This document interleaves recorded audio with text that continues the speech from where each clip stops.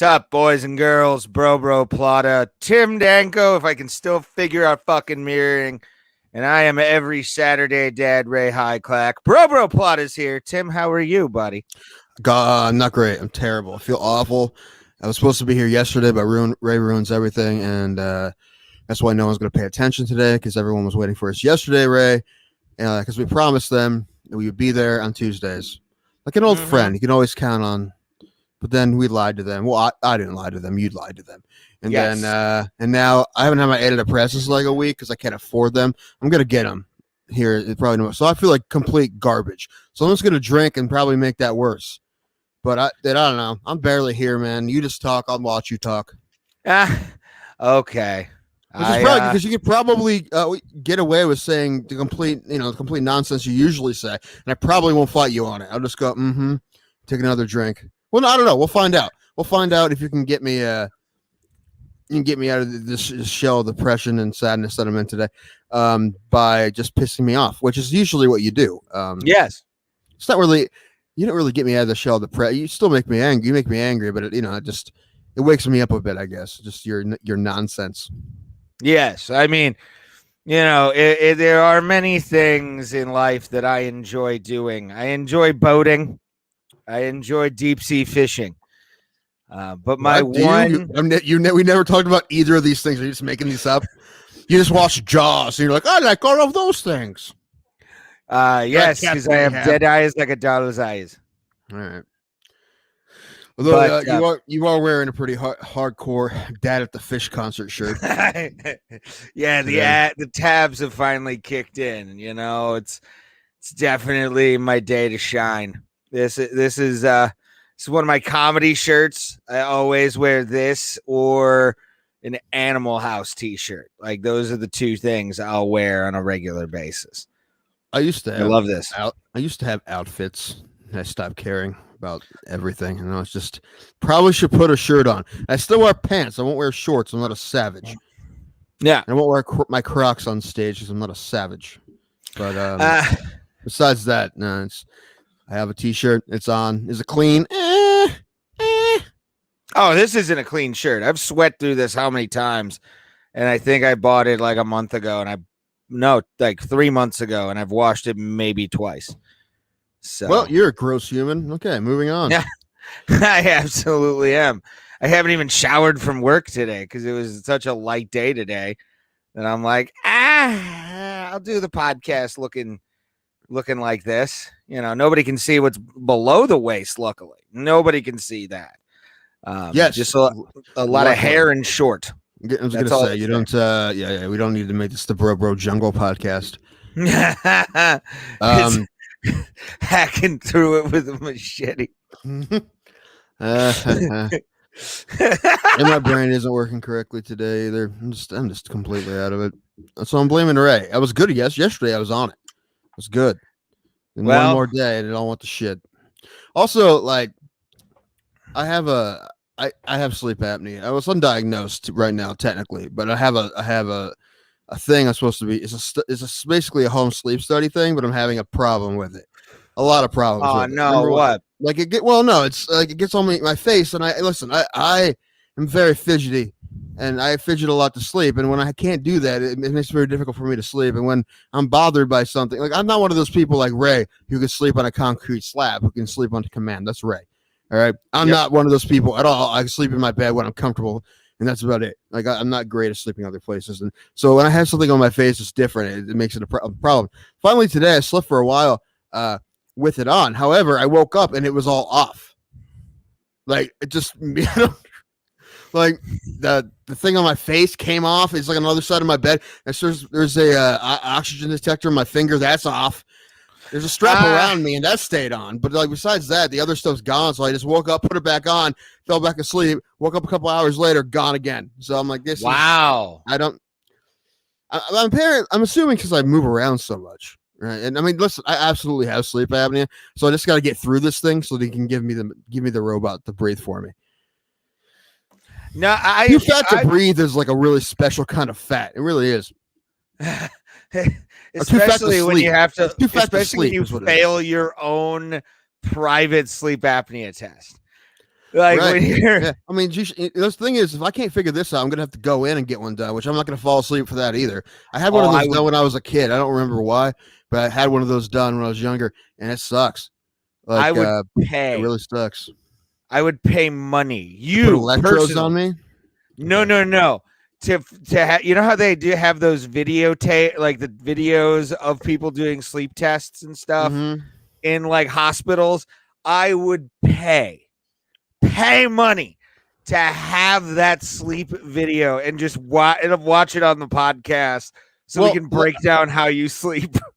well, I can just do that. Number one. But I told you about when I woke the guy up in a hotel in Cleveland by Yeah, screaming at him in my sleep. Right. Apparently, I tell woke that up and story. just Please screamed. tell that story. It was hilarious when you No, told it's me. just apparently there was a couple of us that went to the Indians game, and I was sharing a room with a dude, and apparently next morning he was like, "Well, Tim woke me up in the middle of the night, scared me to death because I'm sleeping, dead asleep. All of a sudden, I hear Tim go, 'Oh no, not the 38!' And then go straight back to sleep. No idea what I was dreaming about. Apparently, I was dreaming about some sort of pistol or 38 special. Don't play caught up in you, not now. I don't want to hear it. What if it was just what if you were watching in your dream a bunch of numbers go by in like a parade and then all of a sudden a 38 comes through and you just start running away because you're like, it's the apocalypse. Maybe, or it's like some very desperate game of Keno that I'm playing. Or something, a life or death game of Keno. Game of Keno, like Vegas Vacation. Yeah. Except they're gonna be picking you up off the floor rather than Griswold getting that ticket. You know what? Vegas Vacation, only vacation movie I like. Don't know Really? why. Yeah, it's the one I think is the funniest. I don't know why. It's a good movie, but like Nick honestly, you're gonna Papagiorgio. go for the classic. You go for the classic. Well, it's also the one I've Like, seen the most, so I don't like. That's also the one I remember the most. It's on something, right? I think it's on HBO Max. We have the actually, I think I have a DVD of it that I bought at Walmart for like $4 out of a bin one time. But it's on HBO Max. A couple years ago, somebody that I know in town here, who I see at the bars, is a cool guy. He comes up to me. He's like, "Dude, guess what today is?" I'm like, "What?" He's like, "It's Nick Papagiorgio's birthday." I'm like, "What?" He's like, "Yeah, you know." I'm like, "I know what you're talking about." Yeah. I mean, he's like, "You know, can they take the picture?" I'm like, "Yeah, I know exactly what you're talking about." But this is funny that you just randomly came up to me and be like, "Hey, it's Nick Papagiorgio's birthday." What is your okay? So besides vacation, let's get into this. Since you just did you know what my favorite birthday scene in a movie is? It's The Great Outdoors. Okay. And I believe the guy died on his birthday and they stuffed him and put him in a recliner and they were all taking photos. I'm Right. pretty sure it was that guy's birthday when it happened. But like that's one of my favorite scenes in a movie ever is that dead guy picture in Great Outdoors with Dan Aykroyd and John Candy. I don't quite understand the question, birthday, but the only thing I can think of is that the kid's birthday party scene in Old School, like Will Ferrell gets shot in the jugular with the tranq dart and he falls in the pool and shit. Yeah, I've never actually seen that movie. I believe you because I give you the 3 hints in movies and you're like, I don't know who Tom Hanks is. You know, so it's like, it's ridiculous. Do you have one of those today? No, I could think of one maybe. You know what? I've been having problems with my phone. My phone, I'm having a hard time charging it. It's very, very fickle when it charges. It's taking a very long time. It has to be like untouched, and it's been a problem. I don't know if it's the phone or the cord. I think it's the phone because I've used different cords, and it's still. So I don't know. I feel like after 2 years, your phone is just basically starts to decay and tell you, "Hey, go back to the Verizon store and give us more money, bro." Pretty much, so, yeah. I think that might be what's happening.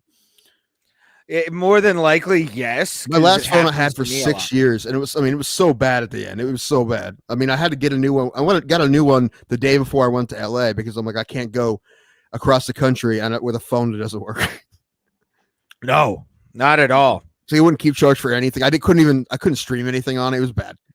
Yeah, that's you. That's the planned obsolescence of it hitting quick, and like that's why I want to. I think either this paycheck or next, I'm getting one of the new Galaxies because I can't stand this fucking phone I have now. It's so bad. Like it's so. If I have on the in the background, I have a TV in my room. By the way, I'm broadcasting from my room. This is actually the first time this has come in somewhat clear, so I'm happy about that. I got my UFC 222 poster right here. Yeah, Do baby. you? Oh man. And then I got my Doc Brown though. This is my favorite. This is one of my favorite action figures I've ever bought. And I'll move my mic stand down a little bit. This is Doc Brown from Back to the Future. It's a 30th anniversary collector's item. And I'm very happy about that, sir. What up? Or no, 35 years, I think. We talked about it before. Oh, I love it. Such a cool fucking action figure.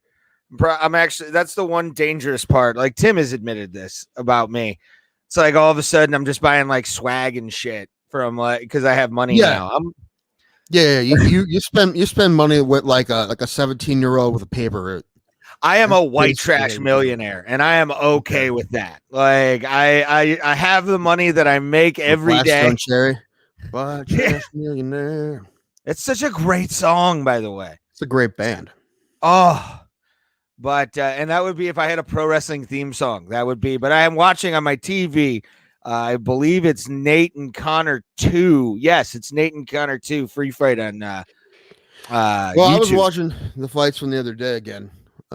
Just recently. That's in front of me. But I'm not watching them right now because I'm talking to you, Ray. But okay, right here I got 3 hints for you. Give me 3 hints, give me 3 hints, mister. Give me 3 hints of guess the movie. It's my theme song, okay? All right. Hint number 1, the movie came out in 1984. Like you were giving me shit because for whatever reason you stopped watching movies like after you were bored. I don't know. This makes no sense. Okay, I know. You only watch movies in your past lives. So okay, 1984. Ron Howard was the director of this movie. Okay. Tom Hanks. If you get this one wrong, I'm not gonna be happy. I'm pretty sure I'm making it pretty easy now because you've gotten so many wrong. All of them wrong. Here's my question. Okay. Does this movie involve him outside of a window in a limousine? Does he play piano with Robert Loggia? Robert Loggia? No. Robert Loggia. No. Does Ron Howard doesn't direct that movie, does he? I don't know if he directed Big. I don't think he did. So it's not Big. The fake Onyx. Hello, a Twitch listener for once commenting. Usually we get a bunch of YouTube people. Twitch, Tim's favorite website because he has Tourette's. YouTube's giving up on us because they're all pissed that we didn't have a show yesterday like we promised. So you're gonna get this, Ray? Do I have to start giving you hints? Oh man, yeah. Give me a hit. Wait a minute. Splash. Yeah, about time. Okay, I'll count it. Yeah. I'll count it because I have, listen. I mean, you kind of guessed Big, but you didn't. So I'm like, all right, it's fine. I'll give it to you. My guess was more, did he come out of a window in a limousine? That was my only question. Because you have to think it's either that or house or bachelor party. I can't remember what year those came out. Yeah. Maybe Ron Howard. Everyone else splashes Ron Howard, don't they? What do they do now? All right. But yeah, John Candy, Eugene Levy as a weird like mermaid hunter guy or whatever. That's what a great movie. And then they remade it and called it Shape of Water and won an Oscar. Yeah, I'm watching that movie. And like, Shape of Water is a great movie. I think it's a great movie. It won an Oscar. It's a great film. It's a fantastic movie. I love that movie. But you watch it, you're like, this is Splash. This is just like a dramatic splash. With the roles reversed. Because it was the woman's more Tom Hanks than the actual fish guy. Yeah, sure. Yeah. But it's and it's more graphic. There's more sex in it for some reason. Just weird.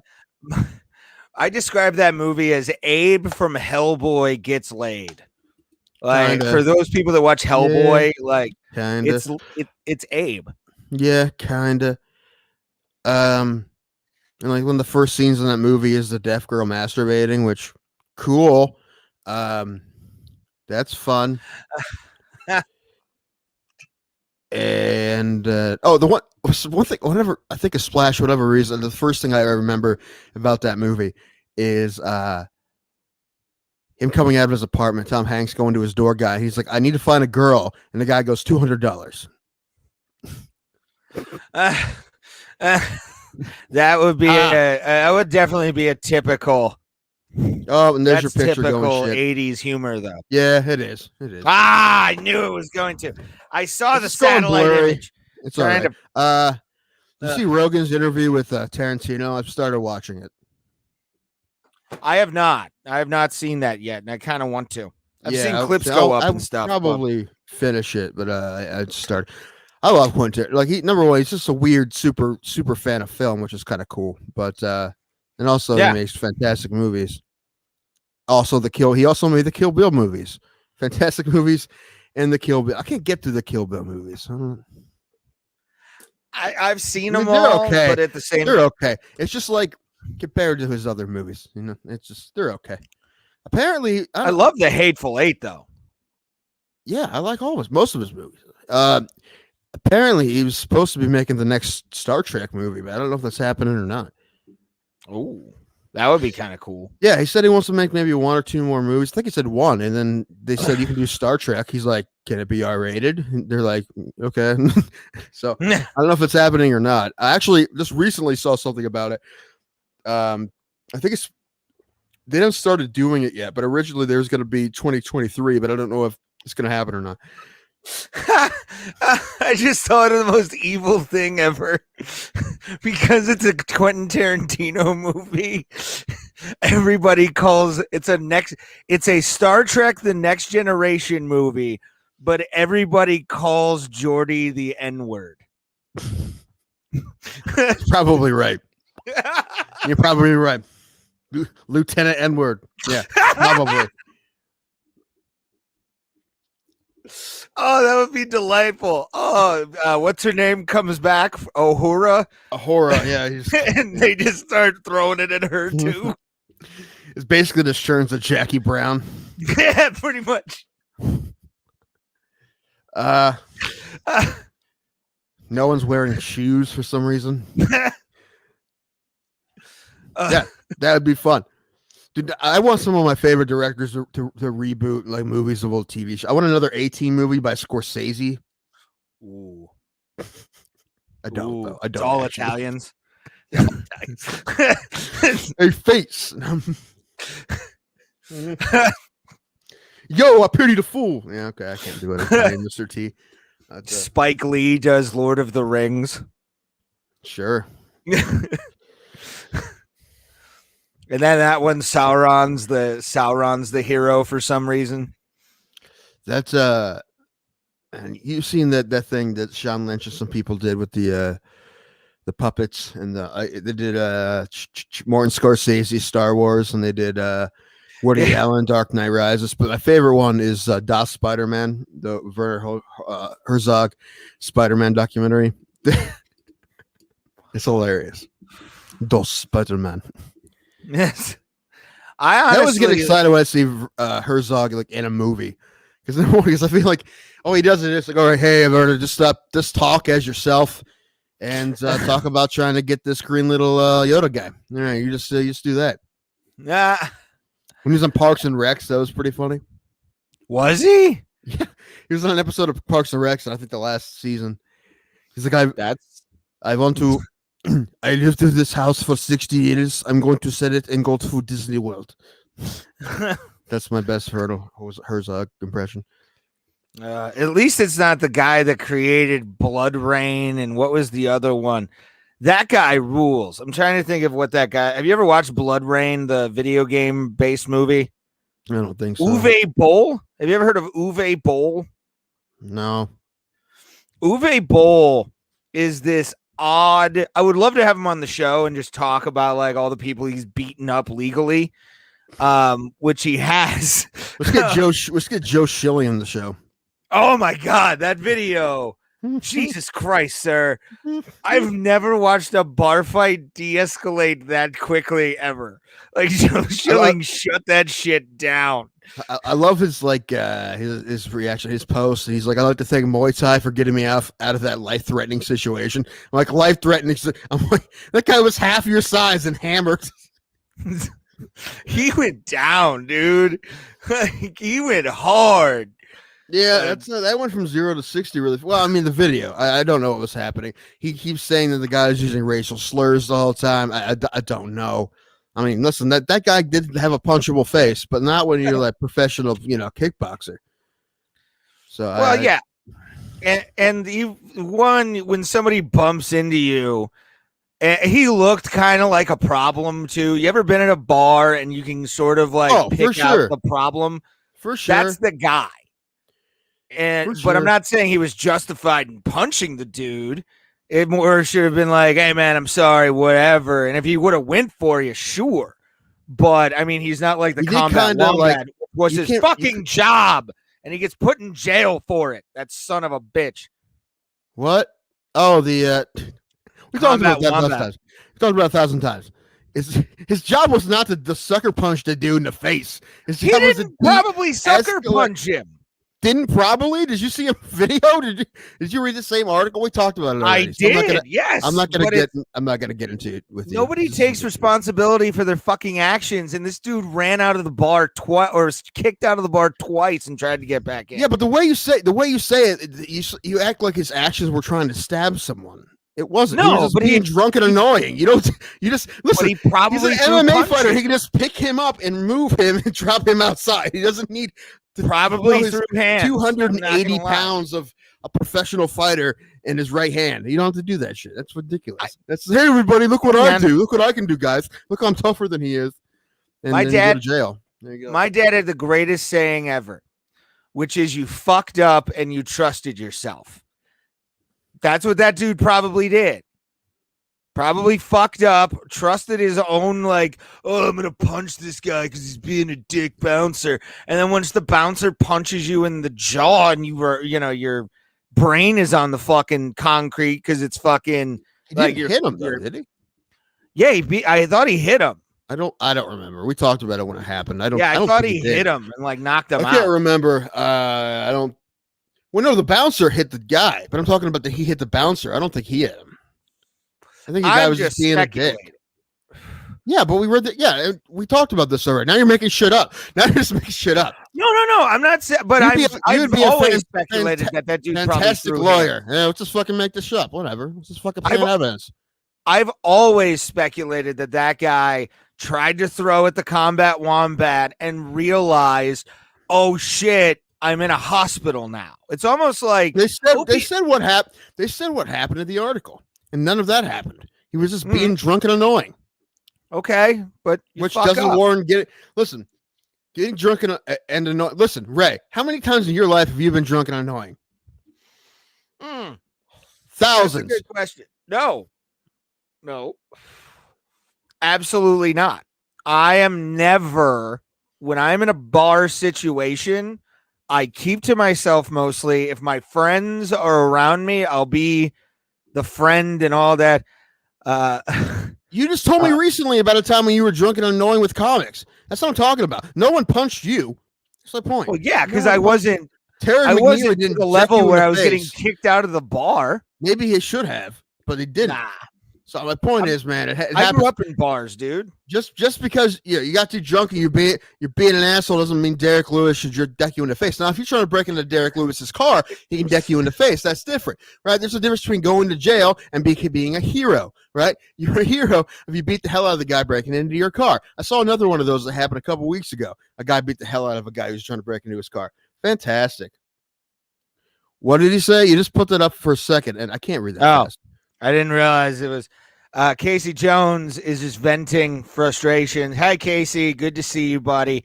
For 30 minutes, and they said that they couldn't accept any more people, which is bullshit. But we're not. Yeah, it sucks. But no, to me, a guy like that because there's always two sides, and what the media posts, there's always media is always right. They're not. When has the media ever done anyone wrong? Never. Oh, not once. God. Give me one example. No, you can't think of any. Moving on. Atlanta, Georgia is home to one of the most bigoted disinformation factories out there right now. It came up the last podcast. We were talking about the Duke lacrosse kids. The Duke lacrosse kids. Oh, yeah, no, I'm well aware it happens constantly. Yeah, all the time. There's a documentary series on Netflix called Trial by Media. It's pretty good, and that's basically the whole series. Yeah, and they never apologize ever. They're they should be. Meh. They should be sorry. Hey, they apologize more than prosecutors. I watched a lot of true crime. Well, more like once more. No, prostitutes actually apologize if they suck in bed. CNN never does. Prosecutors. I said prosecutors. Did I? Prostitutes. God damn it. Whatever. Damn prosecutors. Prostituters. They're always planting evidence. Damn prosecutors. Bending the law for themselves and never taking responsibility. Damn prosecutors. always just all of a sudden had cocaine on their body or violating Brady laws. Violating Brady laws. Damn fucking prostituters. Saying that you didn't pay their whores. How dare you? I gave her 100. Ray, did you use that present I got you for your birthday yet? Which one? I got you that Theranos gift card, so you can get your blood work done in 2015 in Arizona. Yeah. At a Walgreens. No, I did not. Yeah. Ray's his voices when he does impressions change more than Elizabeth Holmes' voice. I just watched Elizabeth Holmes documentary. So that's all I want to talk about now is that lady. She's not in jail or anything. I don't know. I mean, no one's gonna trust her to do anything again. But I don't even know what that is. No? Okay. No, she was that young lady who made that giant company. It was a $9 billion company that didn't do anything. And she was trying to make these blood test machines, and it was all horse shit. And she took a lot of money from people, and people were just so enamored by her because she was young, smart, driven lady, and she took a bunch of money and for people, and it all went to shit. And she lied a lot, and it went to complete shit. And nothing ever worked. It was kind of like the Lady in the Dale thing, kind of like that, but it was a lot more money. Except for that girl had didn't have a dick in at birth. However, she does have a fake deep voice. This is very interesting. She has a very manly voice, and then apparently people that know her say that's not how she talks. She just started doing that in college for whatever reason. So, and there's a one interview with a catcher. It's that's not even in the documentary, but I've heard that before. But yeah, it's interesting, but. This is a true statement. Yeah, it's true. There. Well, obviously, I mean, it doesn't always work. I mean, it can definitely buy you time. It bought her tons of time, but still didn't get anything right. No, listen, if they could have pulled it off, it's amazing. It's basically this little machine that you take finger pricks worth of blood and do 200 blood tests at a Walgreens. That'd be amazing. That'd be so cool. But it obviously didn't work. It feels like the box to me would look like a cardboard box with two junction wires. It looks like a printer. That's funny. It looks like a printer with a touchscreen on it. Interesting. Yeah. I'll just check that out. What's it on? HBO Max. Okay. Yeah. HBO. I have a friend who has it. It's no, it's interesting. I've heard about it before, but I just never watched it, and I saw it yesterday. I'm like, oh, I gotta watch this. And yeah, it's interesting. No, what she tried to do is she tried to be Steve Jobs in a field that look, Steve Jobs was doing things in technology, like computers and whatnot, and yeah, he was a super smart idea guy and a super motivator, but he was never the guy doing the real nitty gritty stuff. No. And I feel like that's what she thought that Well, you know that about Steve Jobs. Like he didn't code and Oh stuff. yeah, it was like, all Steve Wozniak. Yeah, and other people. Yeah, but he was very important. But he is part. But she was kind of trying to do that with medical technology, with med tech, and it didn't work out the way she wanted it to.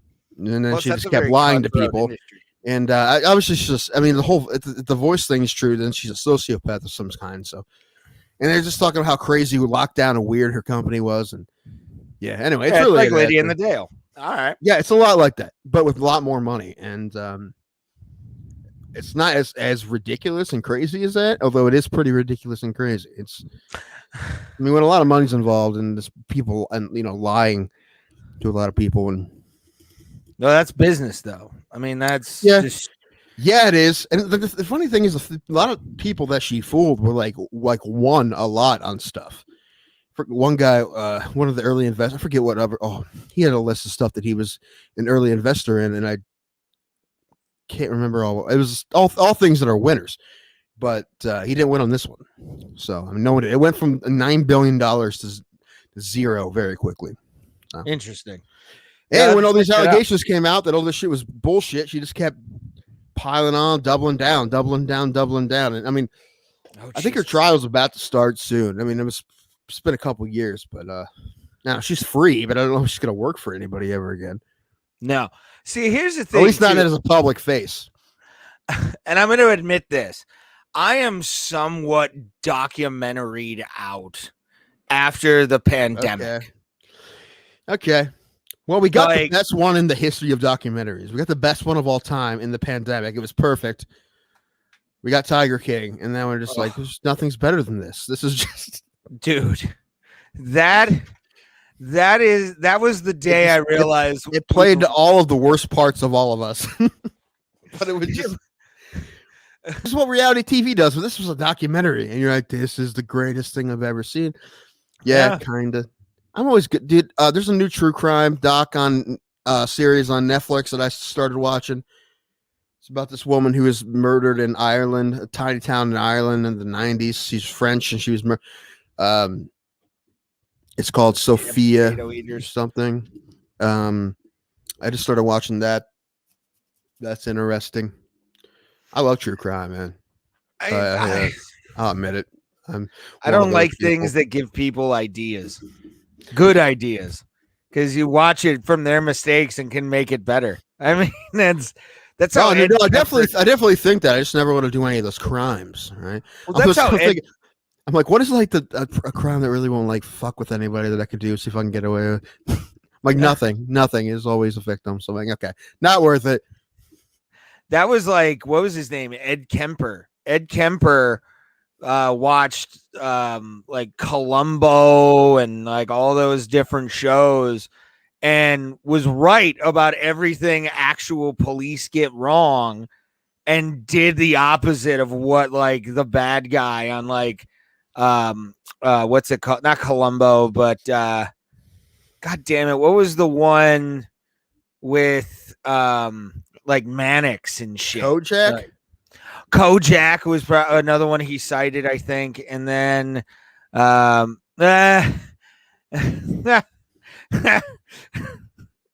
this sounds like a Quentin Tarantino documentary from Casey Jones. I saw a documentary about a documentary. It's called Documenting the Documentary. Do you ever see the documentary about how the 50 states got their abbreviations? No. It's a Gary Goldman bit. Have you not heard that bit? No.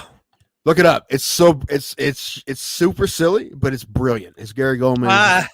Brilliant bit. The documentary is not real, but it's just like a bit is about this documentary you saw, and it's silly, but it's super brilliant. And you just look at that, you're like, oh, that's fucking clever. It's so clever. It's good. Watch it. All right, I'll send it to you. I remember. Documentary. Okay, sure. You ever watch Documentary Now? Those are pretty funny. Those documentary parodies that Hader does with Fred Armisen. Yeah, and then I mean, if you want to go into the faux documentary, and also Casey agrees with you. Werner Herzog is great. Yeah, sure. But my favorite false documentaries you can ever watch. Spinal Tap. Well, I was gonna go into that where it's who's the guy in that? Is it Reiner? Christopher Reiner? Guest? Oh, okay. The Christopher Guest movies. Yeah. Spinal Tap's one of them, obviously. Best in Show, Mighty Wind. Yeah. Oh, Mighty Wind is my favorite faux documentary of all time because it's just so douchey, but such good folk music on it. Like, I love folk music, and those songs are fucking great, dude. Yeah, it's great. It's great they brought back Spinal Tap and made him a what do they call him? The folksman, right? They made him a folkman. Yeah. Ironically, that was an SNL sketch. The folksman was or Spinal Tap? I think both. Because there's actually a SNL sketch. I'll send it to you on you or Facebook, but of the reunion of the Folksmen, and it's on Saturday Night Live in like the Saturday Night Dead era when it was like the 80s kind of thing. But the Folksmen apparently were a thing back then, and they just kind of brought the Folksmen into this movie. And then Mickey and Mickey and something. It's like Mickey and June or something like that. That were like, it was Eugene Levy's character with Catherine O'Hare, which I love them on Schitt's Creek too. Schitt's Creek is such a good fucking show. Yeah, I haven't started watching Schitt's Creek yet, but I need to. You would enjoy it. I expect I would. I just haven't gotten into it yet. You'll be sending me character gifts. Just from Schitt's Creek as it's going. Sending you Davids. I know what that means. Passive aggressive. This is passive aggressive harassment. But no, that and a lot of those movies, those Christopher Guest movies, they have like the same cat. Fred Lillard, doesn't he? Yeah, the great. Yeah, Fred Willard's in it. Like great. What happened? Yeah, it's in all of those, right? And they did another one that was on Netflix. It wasn't as good, but it was still funny because they were all together again doing another crazy movie. Mascots was that Netflix one? I've seen it and I want to watch it. You haven't seen it? It looks fun. No. Yeah, it's another Christopher Guest and the whole gang. Okay, I'll check that out. Good. Chris O'Dowd's in it. He plays a hockey mascot. That's a fist. It's just a fist that skates around. I want to see that now more than I want to breathe. Yeah, it's pretty great. It is great. It's just, you know what you're gonna get with those movies. And they're so now. I've always wanted to be in the. And by the way, it's I want to be in one of those movies. It's actually not Benny and June.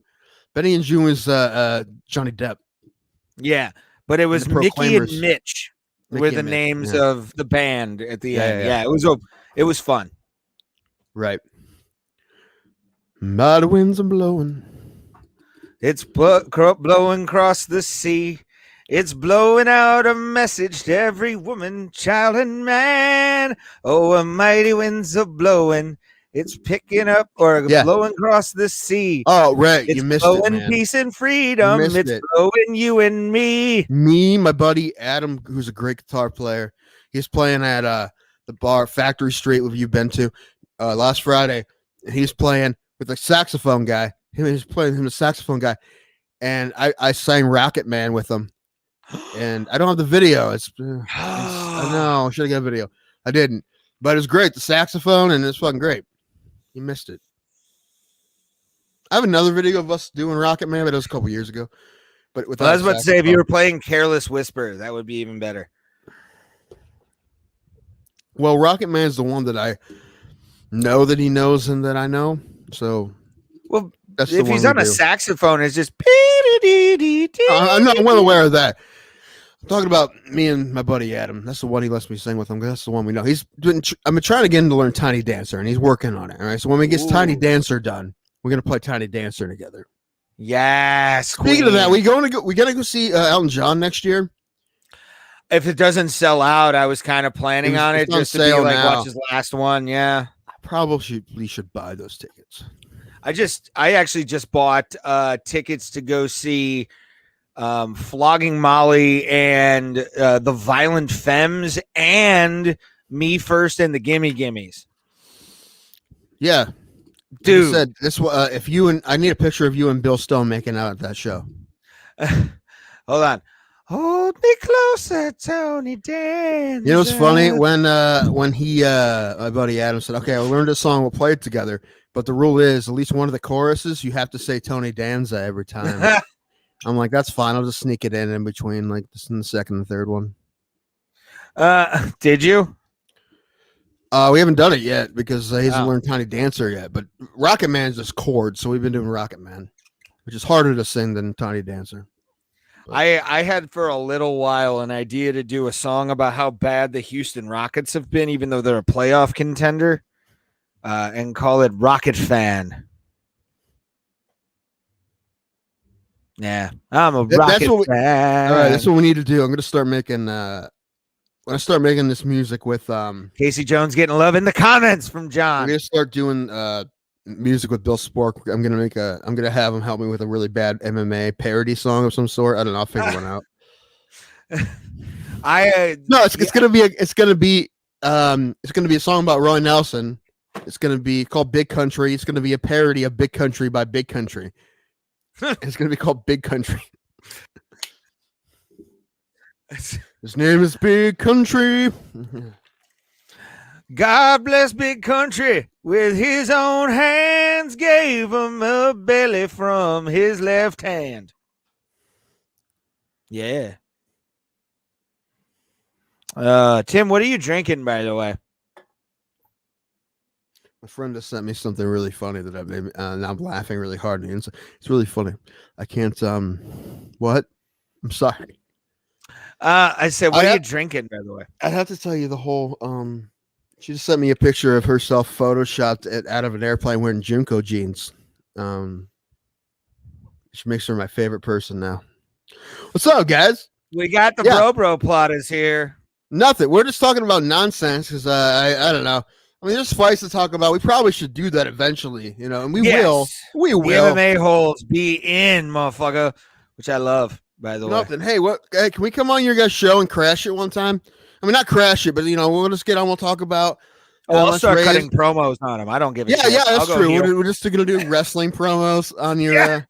We'll just talk shit. We're going to talk about how we're gonna fight you on Monday Night Raw, and then We'll see you in Dana White's Contender Series, bitch. Yeah. We'll do that. And then we'll just tell you everybody how much Ray sucks. And then we are usually on most Tuesdays, except for when Ray decides he's not, which is no longer happening. We decided, all right, we're going to be, I don't want to do the show by myself, but I will. Like, Ray, we need to get understudies. All right, I told you this. Yes. Yeah. We need somebody who looks as average as both of us to do MMA. No. Just someone just when I'm not there, someone who's available most Tuesdays, and if I can't do it, they'll just do the show with you for me.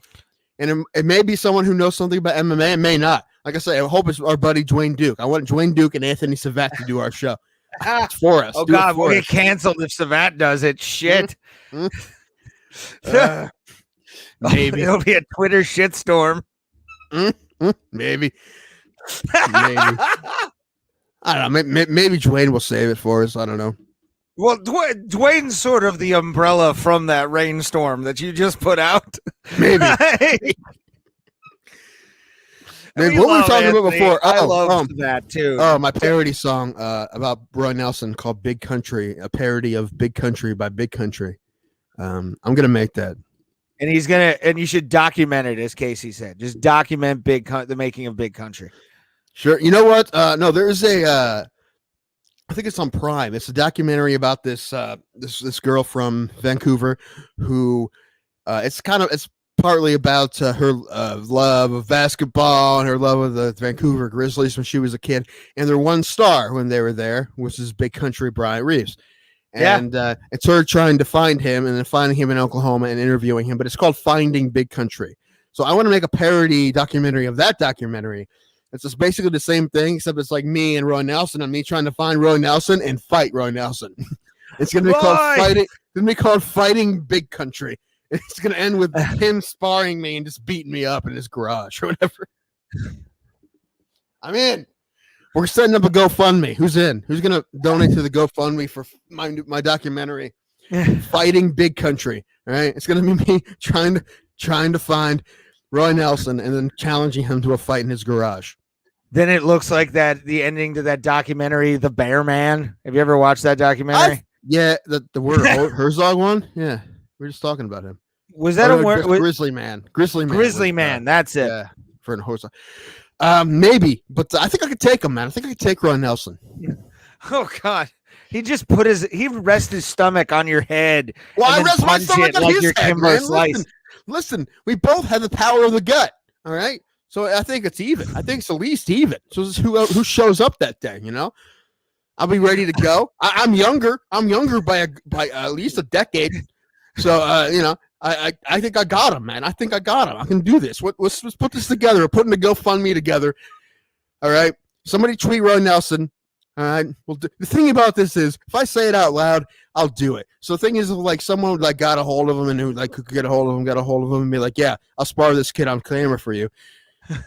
I would do it, which is not good. I would do it though. So, John, that is a great title for this documentary. No, it's not. It's called Fighting Big Country. All right, it's a parody of Finding Big Country. All right, and I'm gonna kick his ass, man. And I'm gonna walk out to the song "Big Country" by Big Country. In a big country, yeah. Well, John brought that up that there was an '80s band called. Yes, which we were talking about. Yeah.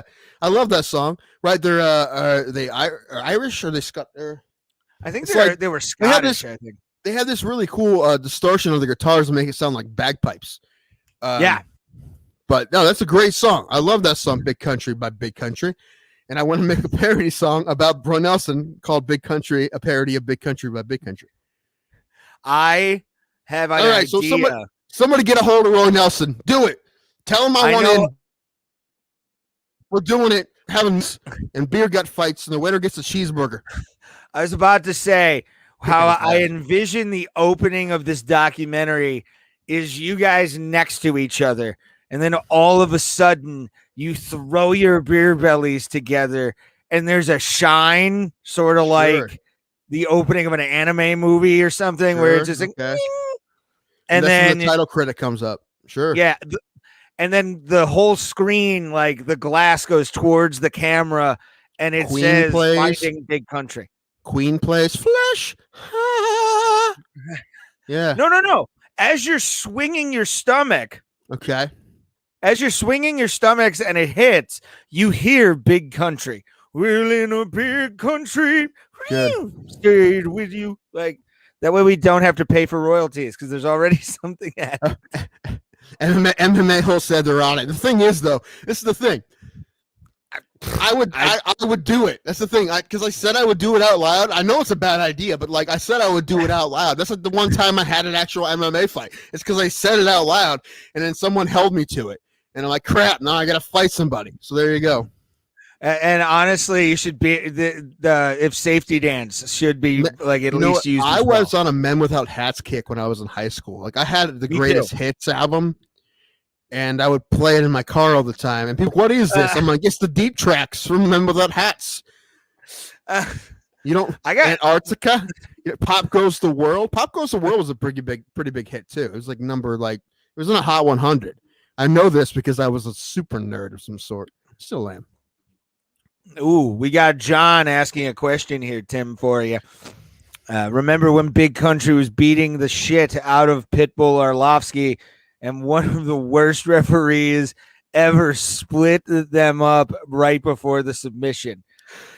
Yeah, it was Elite XC, right? And there was he was working for a Kimura, and like I think maybe the referee didn't understand what was happening, which is sad. And the thing is, there's tons of videos on the internet of that. Like the ref just doesn't know what's happening, so he either stands it up or like I was telling you about that video of the guy who choked someone out with a Van Flew, and the ref didn't think he was out because he didn't know what he was doing to him.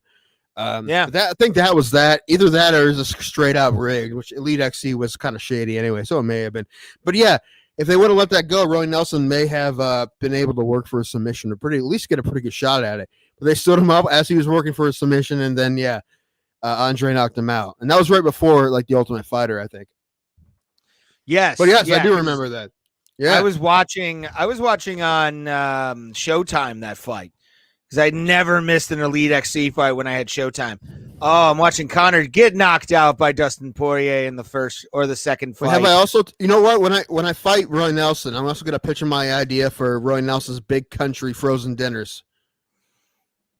He is. He is though. He's old now. He isn't like I think his Bellator record is like 1-6. Like he had one win and then just kind of been phoning. You know, good for him. He's been phoning it in for the paychecks. They finally cut him. The thing is, if someone would pay him to fight, he probably would. He would beat me up for fun, probably though. I think he would do that. Make him a producer. This documentary on fighting Big Country. This we just said that he had a wrist lock in for a Kimura. Yeah, again, Elite XC was always known for just shady shit after the Kimbo Slice NBC fight. To me, like I never trusted Elite XC after that. It was like which one, the Tank Abbott one or the which was silly, or the Kurt Pellegrino one? Pellegrino. Well, that was a real fight. They just gave Kimbo like a bad fight. Well, no, didn't Pellegrino say that they just didn't want him to take him to the ground? Oh, they probably did say that. I'm sure. Yeah, if I remember correctly, he didn't need to, dude. He knocked his ass out. I'm trying to hold on. Elite XC fixing. No, I'm sure I guarantee they said that. I believe that for sure. It's just they call that guy the Kimbo Killer because he wasn't supposed to. But the thing is, if you followed the guy at all, he's a legitimate fighter. Why can't I find anything? It's just a bunch of stuff. Ken Shamrock swears that this is from Bleacher Report in 2017. Ken Shamrock swears Kimbo fight wasn't fixed. Calls out Joe Rogan. I don't remember that in the news cycle. Okay. It's just. Did you watch? You said something about it. The Don Fry interview with Joe Rogan. Don Fry is the man. We need to get Don Fry on here. He wants to fight Ngannou today at 55. Yeah. Do it. Oh, dude, everyone else is ducking him. The UFC is ducking him. He doesn't even want him to fight. Weird though, right? I still don't understand that one. I don't know, man. Like, so all right, let's talk. Let's set up what we're talking about. Ciryl Gane had a great win against Volkov, very good. And now the UFC is like, dude, you know what? Let's have it. Although Ngannou just won the heavyweight title recently, they're like, hey, let's do an interim title fight with Derek Lewis and Ciryl Gane for the next pay-per-view in Houston. And apparently, what happened? I forgot this. I didn't realize that Stipe Miocic got beat off the face of the earth because he got knocked out by Francis, who he beat before once. So we're just totally forgetting about the existence of Stipe. That's fine. I thought they were going to put Gane and Stipe together and have Lewis and Ngannou, but I guess I'm not going to do that. For whatever reason they're doing it. It's weird, right? Did they say why? Like they give reasons? By the way, thank you, John 209. Pellegrino said that they gave him an extra $50K not to take Kimbo Slice down. How do they enforce? I guess they can't really enforce that. They just give it to him with the dough. Okay. Sure. Yeah. Hey, at that age, man, just do it. Whatever they want. Just give it a check. Give it a check. I'm taking By the way, side high note here. When I was watching, and this is a good thing to note for our YouTube algorithm, youtube.com/the Plata. And also make sure to give us a thumbs up and a like. And if you found us on the MMAholes.com, the MMAholes.com is where you can always find us live every single time we get on, whether it's a Tuesday or a Wednesday to Tim's chagrin. It's going to be a Tuesday for now on. Yes. Ray got to do this once. He got one card. There's no more. Next time I'm going to tell him to fuck off. And you know what? We're going to get into this because I do want to talk about our first fight of the night that we can talk about is the main event. Because honestly, I have so many questions off of this and so many idea or things I want to talk about when it comes to this card. Just because to me, it makes no sense. But we'll get into that. But, So I was watching the UFC, and all of a sudden, guess what shows up as a suggested video, everybody? Hold on. Oh, you want me to guess? I was going to guess. Where were you watching this on? Video? YouTube? You watching this on YouTube? I am watching on my YouTube app on my television right now. Uh-huh. And as a suggested video, or the next video to come up, what do you think it was? What are you watching right now specifically? I was watching UFC fights from Conor McGregor, and I was the Nate Diaz 2 fight, and also like Rogan clips. No, you'll be surprised when you hear what I say. Do I get a hint? Us. Oh, was it us? Yeah. But the thing is, you have been watching us. So if it was like a new computer, it'd be different. Subscribe to us. I never watch us after we're up online. But you're subscribed though, so you would yeah, that's why it came up. However, like people have found us through the I mean, we do come up apparently, so like that's good. That's what I love. That's good. We need to get on TikTok. Apparently, TikTok is like, I don't know what to do with TikTok though. We'll do something. We can figure it out. I don't know. Well, we do look good. Rants, huh? We look very good right now on my television. Everything's coming in clear. There's probably like a 30-second clear delay. Now. Yeah. So, but I'm watching it, keeping an eye, see if we slow down, and we haven't slowed down yet. Thank you, StreamYard. Yo, this is something I gotta give before we talk about this fight. I gotta give Ray some shit about this. Yes, sir. Ray, yeah, excuse me. Raymond thinks that our problem with this show is just that we don't have enough production value. Like that's it. Like he wants to polish the turd, and just polishing the turd, we make it all better. But the thing is, like, we're not even a turd. We're just like, it's like diarrhea. It's like you trying to polish diarrhea, and all it's going to do is just spin it around and making more of a mess everywhere. And yeah, like you rather do that and attempt to do that than us maybe, I don't know, like changing the diet to make it not diarrhea anymore. You're like, no, let's just polish it right now the way it is, and it'll be better. It won't though. Like I said, it'll just go against the walls. It'll be a mess. We just need to be better at this. We need to be better at the version of this that we're doing. I don't know how to do it. There's ways, but I like what we're doing. We're having fun. But yes, you're right. If we had someone helping us out, it would probably be a lot better. But we don't have that, and because neither of us want to spend any money. No, not right now, at least. I'm trying to get my own place, so I need to move out of my mom's house.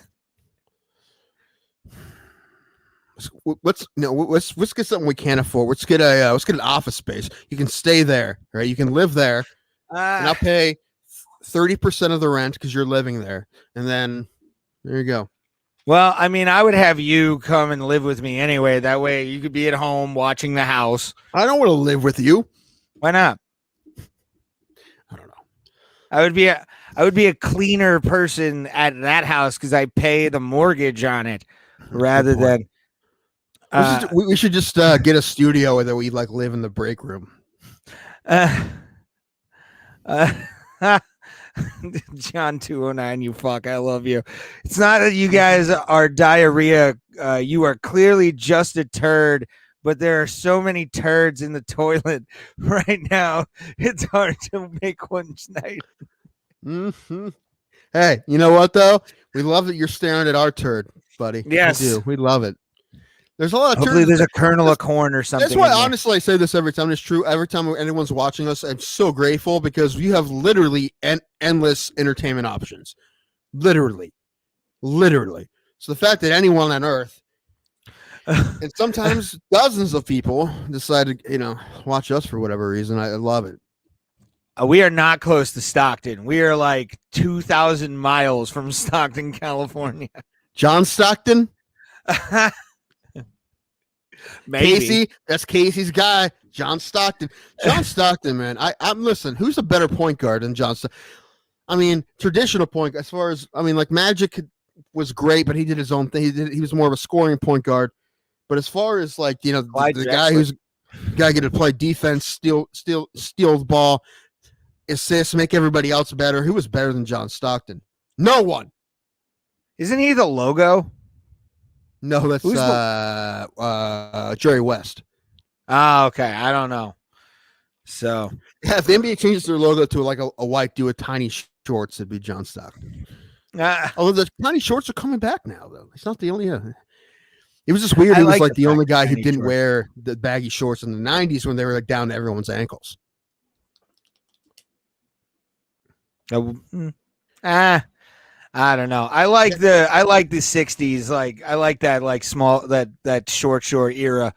Man, so it looks fun. Hear basketball players talk about John Stockton. Like he was the toughest fucking dude. Like he was like 6 foot and nothing, like 160 pounds. He was taking on guys who were twice his size, and he was the toughest dude. Like he was the hardest guy to play against. And who doesn't love John? I don't know if anyone else in basketball was that great and looked that much like just a normal dude. Like if you didn't know who he was, he looked just like your neighbor who sells cars or something. He's not even that tall. He's like 6'1". Like he's not. Point is, he's the man. He was the man. He was one of the best ever. All right, I want to get into these fights because honestly, I watched most. What? Oh yeah, let's talk about the first one. Then we still have to talk about what they're doing because we haven't really got through that yet. Yeah, let's talk about that. After we bring up the main event of the evening, Ciryl Gane. Why did I do that? I'm trying to get the share screen. God damn it! Fucking everything is just Tim's fault right now. I'm gonna blame it on Tim Danko. Just bothering me with his prettiness. How dare he? Son of a bitch. But yeah. So Ciryl Gane took on Alexander Volkov in.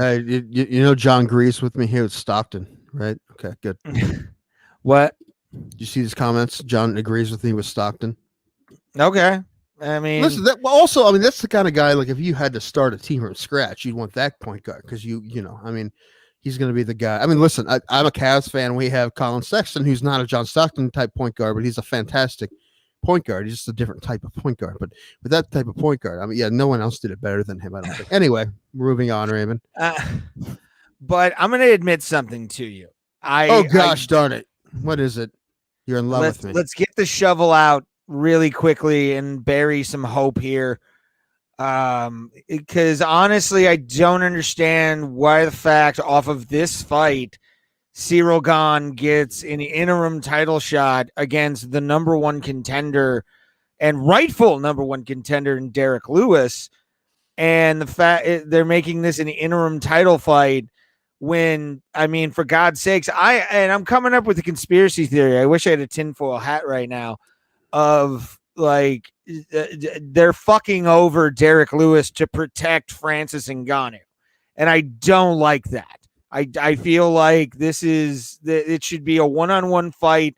They've already fought before. It was a shit show of a fight because both guys came off of just devastating losses. Because I believe it was right after the Madison Square Garden, or was that before or after the Madison Square Garden against DC for Derek Lewis? I can't remember. I know it was definitely after Francis lost to Stipe. It was the next fight for Francis. Okay, so this was probably pre that fight, and both guys came off of really embarrassing losses, including Francis, who just looked like a fucking shell of himself after facing. Well, he looked like he wasn't ready for that, right? And no, he didn't know what he was doing, and he didn't really. This California weed is nice. I know it's imported to us. What are you talking about? Like that's no, dude. We get the creepy stuff from Mexico that has chemicals on it. That's what we get here. I know some good people. There. So do I. And they're in East Cleveland. They're great people. But I don't know if that. Okay, so first thing I thought maybe I'm like, are they waiting for John Jones to maybe sneak in still? I mean, like I know that's still a thing. That too. Like, what about John? If they get that ready, get that going, they're like, okay, well, let's just do them and Francis, and this will be the intern, and they'll get the winner or whatever. Because I think with the intern fight, there's still even if they have a winner, usually the winner of the interim fight would automatically fight for the title, but you still have John Jones. You can have John Jones jump the line, which they absolutely would, and still be like, well, the interim winner will get the winner of Francis and John if that ever happens. That's one reason. Another one, also having contract issues with Ngannou. This is a great negotiating technique by Dana White. When someone's manager, they just call him a crackpot and say he's insane and he's about to get blackballed. That's pretty funny. Apparently, Francis Ngannou's manager, I don't know if he has other fighters, I don't know. But apparently he's pissing everybody off, which is pretty hilarious. But you got to do what you got to do for your guy. I don't know what's happening exactly, but it doesn't take him much to piss Dan off in those kind of situations. But other thing is, I was thinking, what if? Oh, number one, okay, if Derek Lewis beats Gane, then you have the same thing you're gonna have anyway, right? But what if Gane just outpoints Derek Lewis and wins a fight? Then what you have Ngannou and Gane, and by then you might be able to get into France. And could you imagine that shit? Could you imagine that a giant pay-per-view in France? You have Ciryl Gane and Francis Ngannou, which, you know, what the thing about, what do you mean? That'd be huge for them. That'd be giant. It'd be one of the biggest fights they've ever had in Europe. I don't care about those baguette eaters. Why do you think I would No, care? you don't, but I'm talking about from a business standpoint. Really? Where's big business Ray Hyclak? I mean, actually, you know what? Ray Hyclak is anti-corporate. Yeah, Ray Hyclak just only cares about Ray Hyclak. He only cares about what he likes and what he wants. Doesn't care what anyone else wants.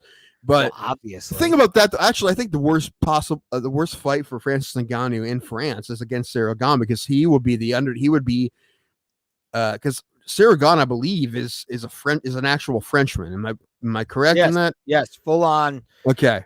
Didn't have to cross. What I know about river. France is that France would absolutely call Ngannou, and probably do call him a French champion because he's champion. But before then, the French only like real French. They don't really they don't like outsiders. What I hear, right? So I feel like he would absolutely be the dog.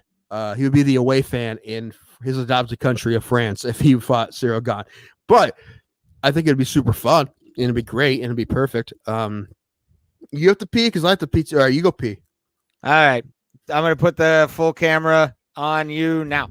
All right. Okay. It's on me. You know what? I just did a rant and told you why I was right about something. And then he goes to the bathroom. All right. Do we have any comments? I can't pull them up, but I can tell you what they say. John says, I don't think it matters anymore. Where it's from most. Okay. I don't know what I'm talking about. Casey wants to know if a goat would eat a car. I mean, probably not. French people are rude. It's probably true. I was in France when I was 18 or something, and they really do smell. I heard that. I'm like, that's a rude stereotype. You go to France and the whole place smells like BO. And you're like, oh, all right. Apparently, listen, I don't give them shit. It's a culture. They don't wear deodorant as much. It's just not their thing. They don't bathe every day as much. So that's just okay. It's okay for them to smell a little BO-y over there. So don't give them shit for it. But it's just everyone says that the French smell. And the first time I go over there, the only time I've been over there, and the whole place smells like BO. And I'm like, oh, okay, they weren't lying. And I'm like, way to fit for the stereotype, France. Tim could eat a whole car, Ray? I couldn't eat a whole car. What kind of car? I don't know.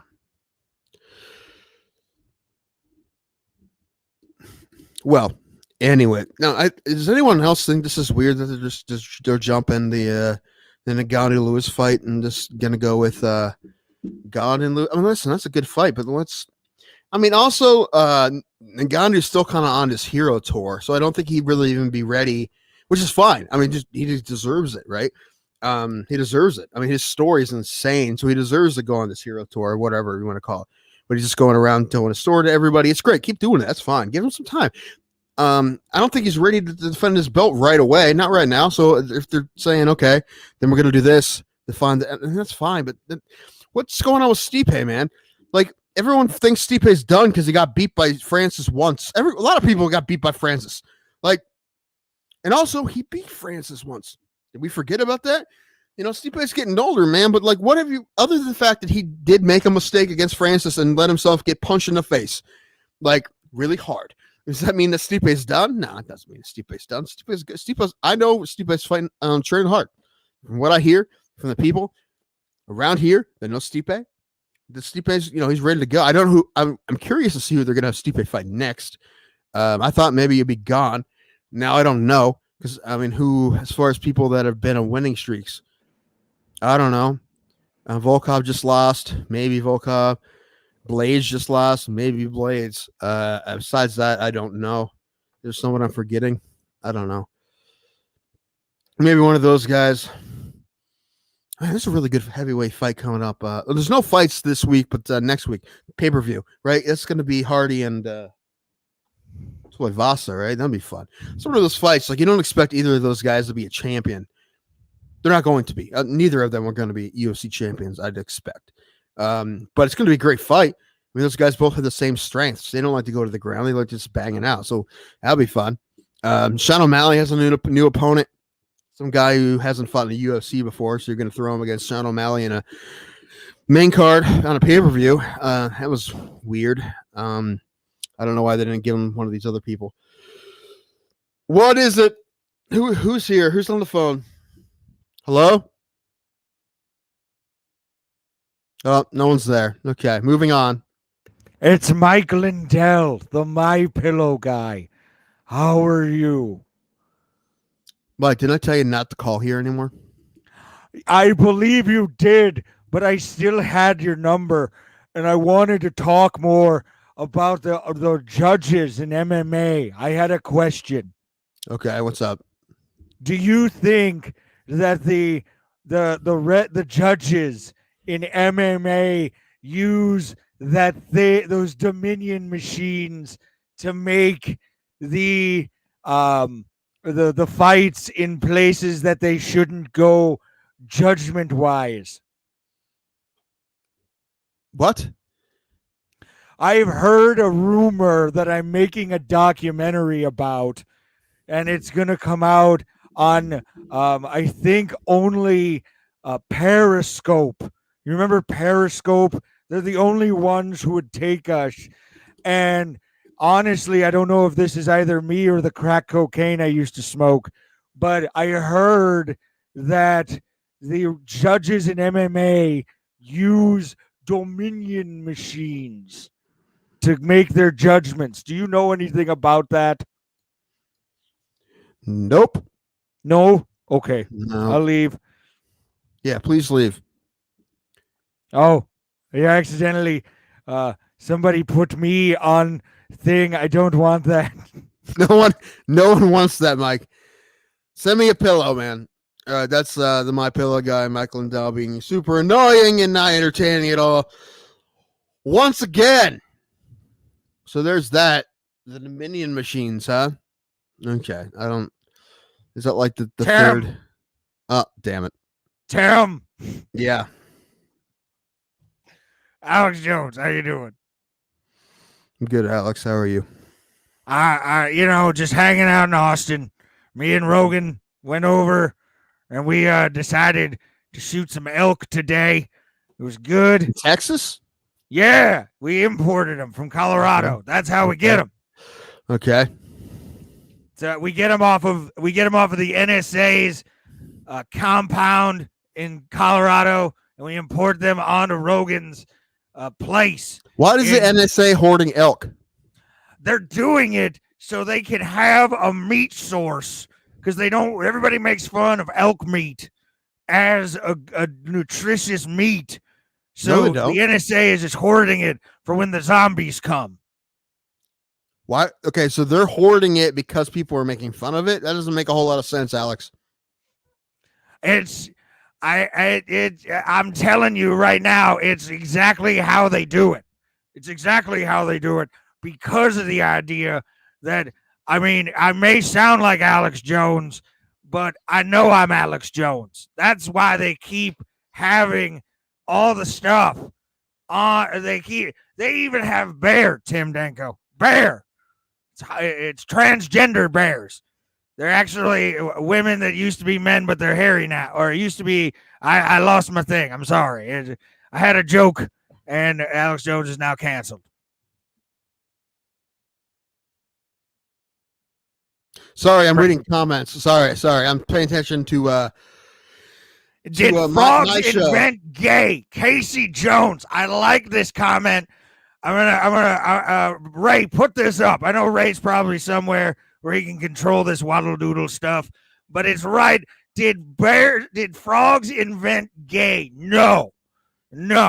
That was actually from Ciryl Gane's home country of France. They invented gay.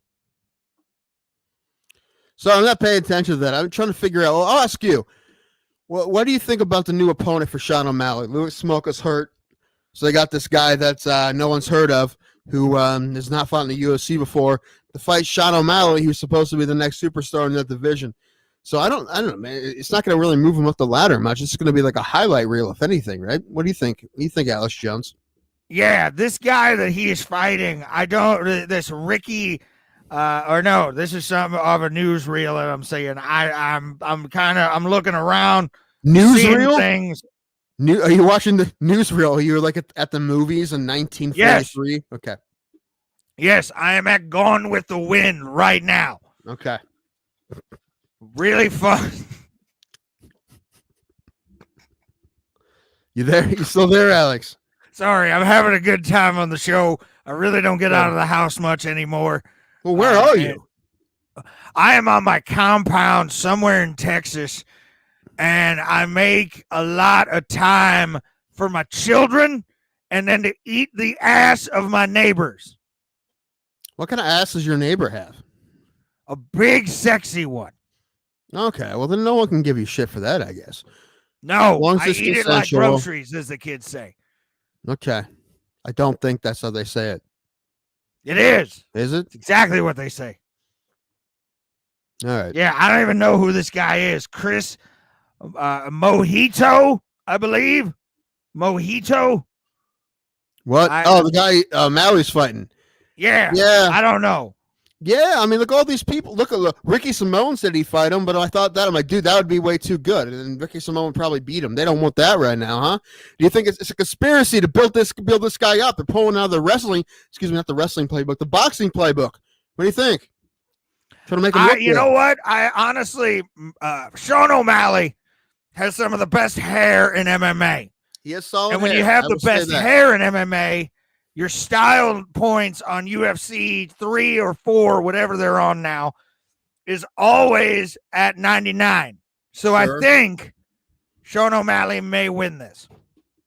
Because of his hair. Yes. Well, that's how Tanner Bossner beat OSP. We'll talk about that in a second. Yes, I will talk, or Ray will talk about that, because Alex's voice is getting a little beat up right now, just screaming constantly.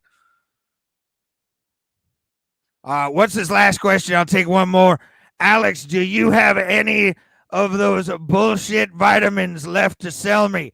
No, but you can get a dehumidifier that runs off of the blood of the innocent. That is right. It takes all the moisture out of the blood of the innocent. It's hard to find. And then transfers it and makes your home feel dry and safe. What's the name of that stuff that the elites are sucking it out of kids' skulls or whatever? What's that called? Bone marrow. No, not bone marrow. It's shit. What is it called? Life essence. No. Whatever God I believe in has. Okay. Can we get Ray back? Hold on. Ray will come back. He's getting in. He's getting in from getting some food. Hold on. How do you know that? What's going on? Oh, Alex Jones and Ray. I'm visiting his house. No, they're having an affair. This is Ray's dream come true. He's fucking Alex Jones. Finally, his dream has come true. I got to pee now, too, and probably get more beverage in my Akron Rubber Ducks cup. Akron Rubber Ducks, AA affiliate of the Cleveland Indians. Hi, Ray. Man, Alex can talk, can he? Jesus. He's laying on my bed right now. He just took over. I got to go now. All right, I'll put the camera on me. I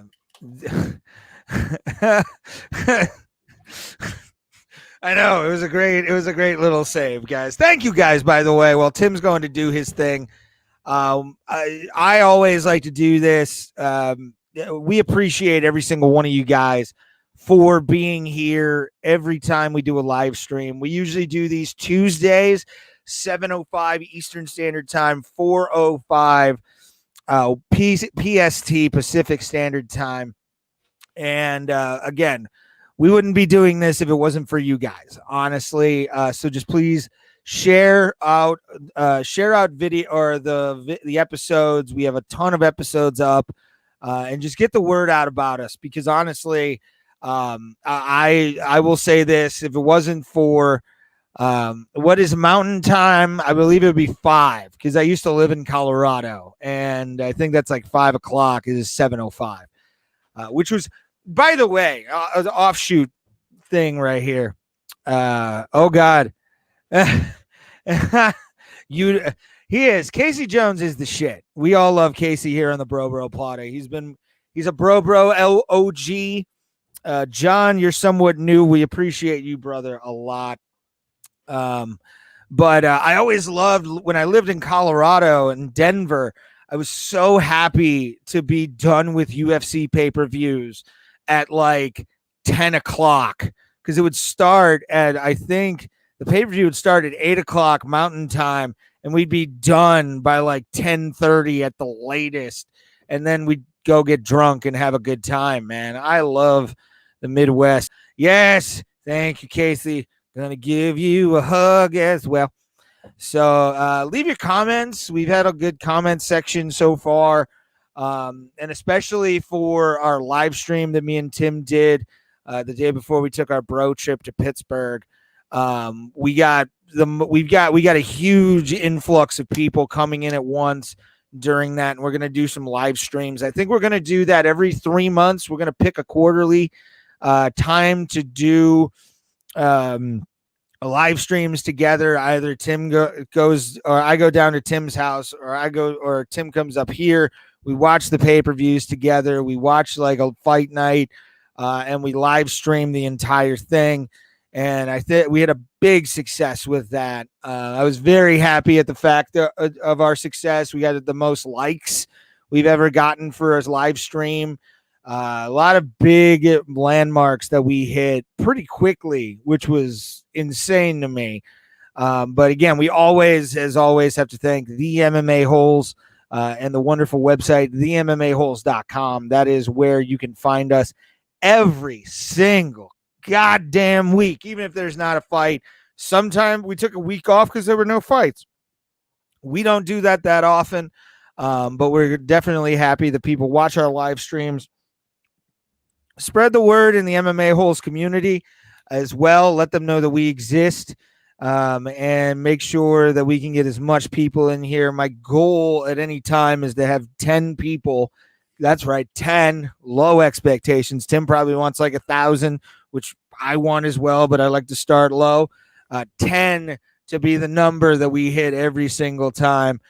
Casey Jones with the MMA Holes, giving the black heart of love to them. I'm going to bring on Tim again because he's back with his pretty self. Are we done? Sort of. Yeah, we are ready to go with the rest of the show. But yeah, dude, like I said, and I was sort of listening to what you said about like Ciryl Gane, or the Ciryl Gane shit and all that. I don't think he's ready to even go near a heavyweight title. I think Derek Lewis should just go against Francis. I mean, yeah, John Jones has been beating up everybody's. I mean, there's a pretty decent fight against Volkov, but he definitely won, and he definitely cruised against Rosenstruck. Yeah. Well, the thing is, you fight Derek Lewis. Well, I mean, who else is? I mean, I don't know. Like, he's pretty. That helps him too. He doesn't look like Tanner Bosner. That gives him some credit.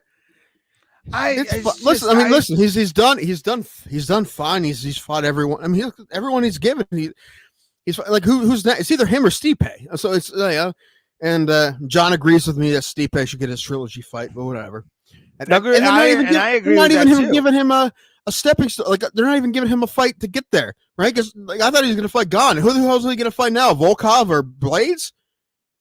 I mean, I guess, but those guys are both coming off losses. I think he beats both those guys.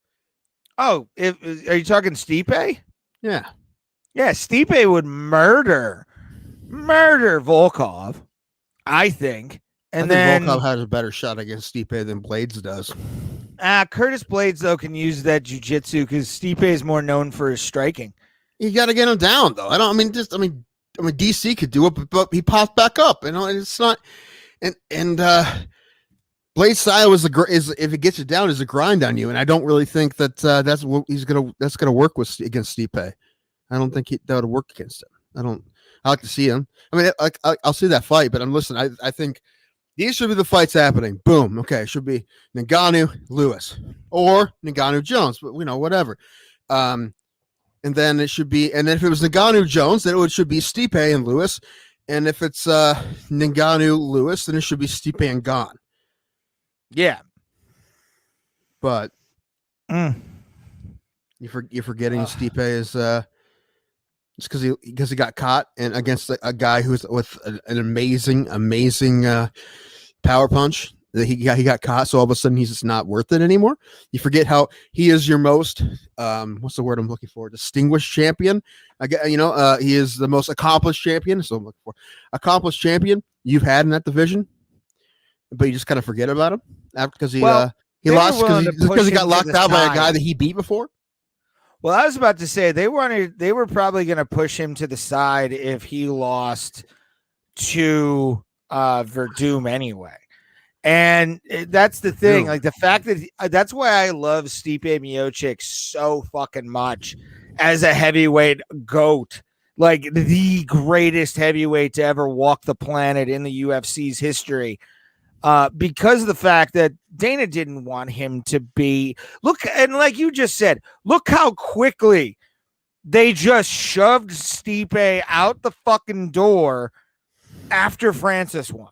He hasn't done dick, and that he should at least have a fight. It's been 6 months. He should be fine. We should be announcing a Stipe fight soon. If not, then he needs to go to fucking Bellator. I also don't know he can't, number one, because he's under contract. That's how it works. Anyway, but I don't know what's going on there though. I don't know. I haven't heard what's going on up in Independence, Ohio, where his gym is. I don't know what's going on there. If he's doing all right, if he wants to fight, I have no idea. Maybe he wants to wait. Maybe he wants to wait a little bit. I don't know. We have no idea. He said he was gaining weight on his Facebook and stuff. Well, that's true. He did say that. However, I don't know if gaining 15 pounds of muscle will stop you from getting knocked out by Francis Ngannou. I don't really think it will. But whatever makes you feel better, I guess. Like I said, he still got fighting him. He's the man. Yeah, you're right. He's not been the most marketable of heavyweight. He should be the most popular fighter on the world. Bullshit. He is one of the most marketable champions they've ever had. They just never wanted to put anything behind him. Well, then it's not working. I mean, what do you mean? Like it's not worth it. He's a fucking what do you mean not putting anything? What do you mean not putting anything behind him? It's just you're looking at what he sells for his pay-per-views. His pay-per-views don't sell as much as some other people's. Well, yeah, because how quickly were they to just jump on Francis's nuts before he won the belt? Oh, Francis Ngannou, he's going to be the best. He's the greatest of all time. And then Stipe barely gets in. Stipe is your fireman neighbor that just happens to fight on the weekends and just happens to be pretty good at it. That's called a marketable motherfucker right there. No, that's just a normal guy. That's not marketable in fighting. They want Goliaths. They want people that look like they're chiseled by the Greek gods, like Francis Ngannou. They don't look like a guy who's like your brother's friend who works at the gym and is a firefighter. That's what Stipe is. Stipe is your neighbor. Francis Ngannou has came down from the heavens that was built by God himself to be like, I understand it, but I love Stipe. I mean, obviously, I'm saying what's what I'm thinking they're thinking, because obviously, if it's up to me, Stipe is a man. I love Stipe. We love Stipe, but he is an older guy who fights for glory. Yeah. But I mean, when he was in his 30s as heavyweight champion, I mean, you want to talk about a guy who is just complete and doesn't shit talk, doesn't do anything. That's why they don't like him. They want him to shit talk or have been a slave. Like Ngannou, which is a fantastic story. Again, Winston Duke needs to play him in a movie. All right, we talked about this. Agreed. I think that would be great. Winston Duke. Yeah. But man, it's just I feel like they dropped the ball with Stipe. Every man could have been like a Dusty Rhodes kind of guy. You know who's going to play Stipe in a movie? Armie Hammer. I was actually going to say our friend Chris Clem after he got that nose job. Maybe, but no, that's Army Hammer and Winston Duke are going to be in the Francis Ngannou movie. I don't know, guys. I like fighting. I'm about Cleveland. That's all I am. That's why we love him. Listen, he's perfect Cleveland fighter. That's so Cleveland. That's why we love him so much. But from the rest of the world point of view, I'm sure they would love him to be more like there's only one Connor, but just like or Sean O'Malley, just like somebody like that. There's a reason why Sean O'Malley is instead of fighting Lucas Smoka, who Lucas Smoka was a tough dude, but I kind of wanted him to go up more in competition to Louis Smoka. And now that he's hurt, instead of giving him somebody like Ricky Simone, who said he'd take the fight, that'd be a great fight. That would be an amazing fight. They're gonna give him this guy who's his first fight in the UFC, which great opportunity for him. I hope, wish him the best. Good for that guy. Take nothing away from him. Good for him, man. He's getting a big listen. He's going from the whatever promotion he was on last to the UFC main card, Conor McGregor card. Holy shit, man. Holy shit. Good luck, brother. But this is a weird choice, man. I think it's because, listen, I would just say that MMA doesn't do what boxing does, but they do a little bit, and they're doing it right now. They're just kind of making the Sugar Show a highlight reel, so eventually they can sell the man because they love the way he fights and they love the way he does things, and so they're going to instead of giving him a super tough fight right now, they're going to give him somebody they think is a pretty good shot that he can blow through, so he can be part of the Sugar Show highlight reel. By the way, I was about to say Alex Jones got his record wrong. He read Sean O'Malley's 13-1. But this Mountain Ho, because his name is pronounced, I shit you not, Mout Mount Inho. Moutino. I don't know. We'll Mountinho. Bruce Buffer will tell us how to say it. Yes. He's 9-4 as a professional, which means he was the first email. His agent was the first email. And he's fought for various top regional organizations such as CES, which I thought was an electronic CBS? show in Vegas. Okay. All right. Because the Consumer Electronics Show. And then he's great because he fights in an organization in MMA with 4 letters in the name, the CFFC. Yeah, listen, 1 or 2. Now, listen, remember the North American Allied Fight Series? Was that what it's called? NAFs? Yeah. Remember NAFs? NAFs. I did camera for them one year. NAFs was a good organization. It was a solid organization. Stipe had many fights with NAFs. Shout out to Gentili, by the way. They had some fight. But yeah, you're right. You need to have like 45. You need an acronym that's like 17 letters long. It's good. Anyway, take nothing away from this kid. Good for him. He's getting a great opportunity, and I hope he wins, man. Good for him. I hope he shocks the world because I'm sure he's going to be a giant underdog. Oh, I'll put like $5 on him to win. Fuck yeah, make that a parlay. You can't gamble in this state legally. Offshore, motherfucker. You can, man. You want to do that? I don't trust that shit because they can lock your account up at any time. That's what happened to those poker players years ago. Remember that? That whole yeah. They call Black Thursday or whatever when everyone lost all their poker money. Oh, I used to play UFC poker on my old desktop. UFC poker? That's just what? It just says UFC on the cards? That and also on like the tables too. Back in the day, it used to say on like the actual like tables. Woo! Hold on. Have you bought a UFC poker table yet? That's the next thing you're gonna buy. No, and I'll buy a UFC blackjack table before I buy a poker table because I like blackjack way more. Well, so do I. But why would you have your own blackjack table? That doesn't make any sense. Like, it's not like a game that you want, unless you want everyone to come over and you be the house, which you probably end up winning. But sometimes you probably have some bad days, so yes, that might not be worth it. But yeah, no, I mean, poker, especially when the cops raid my house. Sure. Yeah, you want to start an underground casino, the Plata underground casino. The Brocino, I like it. Sure.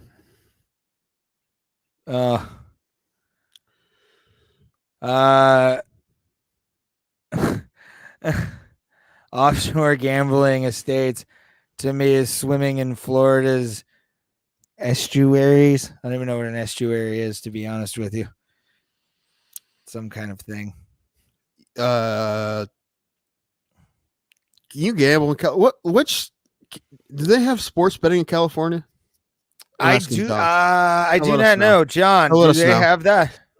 They don't here in Ohio. They have it in Pennsylvania. Like if we really wanted to make a bet really bad, we can drive an hour and get somewhere. We can do it and do. It's weird. It's like you can do it on DraftKings, but you have to physically be in the state where you're doing it. So we could physically drive. Like when we were recently in Pennsylvania, we could have made bets that day if we wanted to. But it doesn't really seem where. The thing is, if we had it here, I probably would make dumb bets all the time. It's probably a good thing because eventually we will get it. It may be a few years, but we will get it eventually.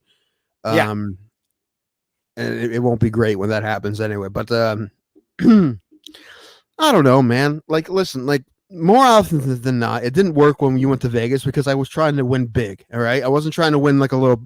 I was like, we barely ever bet. Let's get a crazy parlay going, see if we can get some big money. Basically like a lottery ticket.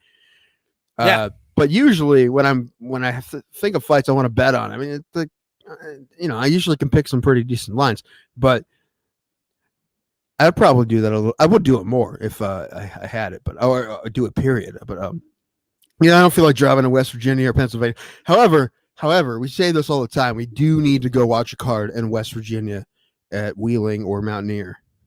Agreed. At the sports book there, so that'd be fun. Or we could do Erie as well at Presque Isle Downs, which sure. I've been to. I never lost a dime at Presque Isle except for like one horse race, but I went like 6 hours at a blackjack table there and didn't lose a dime. I like Wheeling because it's very unthreatening. Well, it's funny because it's just the town of Wheeling is not a nice town, but there's a big casino and it's like the whole town is the casino. Like there's some shady strip clubs and it's my kind of place. Yeah, pretty much. It's made for Ray Hucklock. It's basically trash. It's a white trash area with a big casino in it. Woo! That's basically, yeah. Mountaineer's not bad either. Mountaineer's a little nicer, but Wheeling's not bad. But let's talk about this next fight because I do want to talk about this because talk about mullets. Absolutely, dude. His mullet so powerful, so extremely sexy. Tanner Boser, just knocking the life out of OSP. You can't gamble in California, and it's not legal, by the way. Yeah, I saw that. I'm just curious. Yeah, because like I said, it's close to us. We can do like we can. It's not very far. I mean, honestly, the closest casino to me is the West Virginia casino. So, but just as far as doing it on my phone and on DraftKings, I can't do it here. But if I wanted to go to a sports book, the closest sports book to me is in West Virginia. The closest casino. I mean, the closest casino to me with table games is Cleveland, is Jack in Cleveland. So. Yeah, same here. Actually, no, I'm closer. No, I am closer to Jack than I am the place in Erie. I mean, there's the Roxino, but they don't have table games, so I don't go there. Not a good place, the Jack. I lost way too much money there the last time. I lost $400 in an hour. I only lost $20 because I just walked around. It was a couple weeks ago when we were there, Memorial Day, and I didn't really feel like playing. I had a headache. I didn't really feel like playing. Last two times I was there, I didn't play any cable games. I only put $20 in a slot machine, and that was it. I just wanted to get food and go back to my hotel. It's like a nice casino though. That's why I love Vegas, man. Like, if I could move one place, it would be Las Vegas because I know that I would not go on an often basis, but I would go enough to where I'm like, I'm at a comedy show. I'll put some money down. Why not? Because that would be the only reason. Yeah.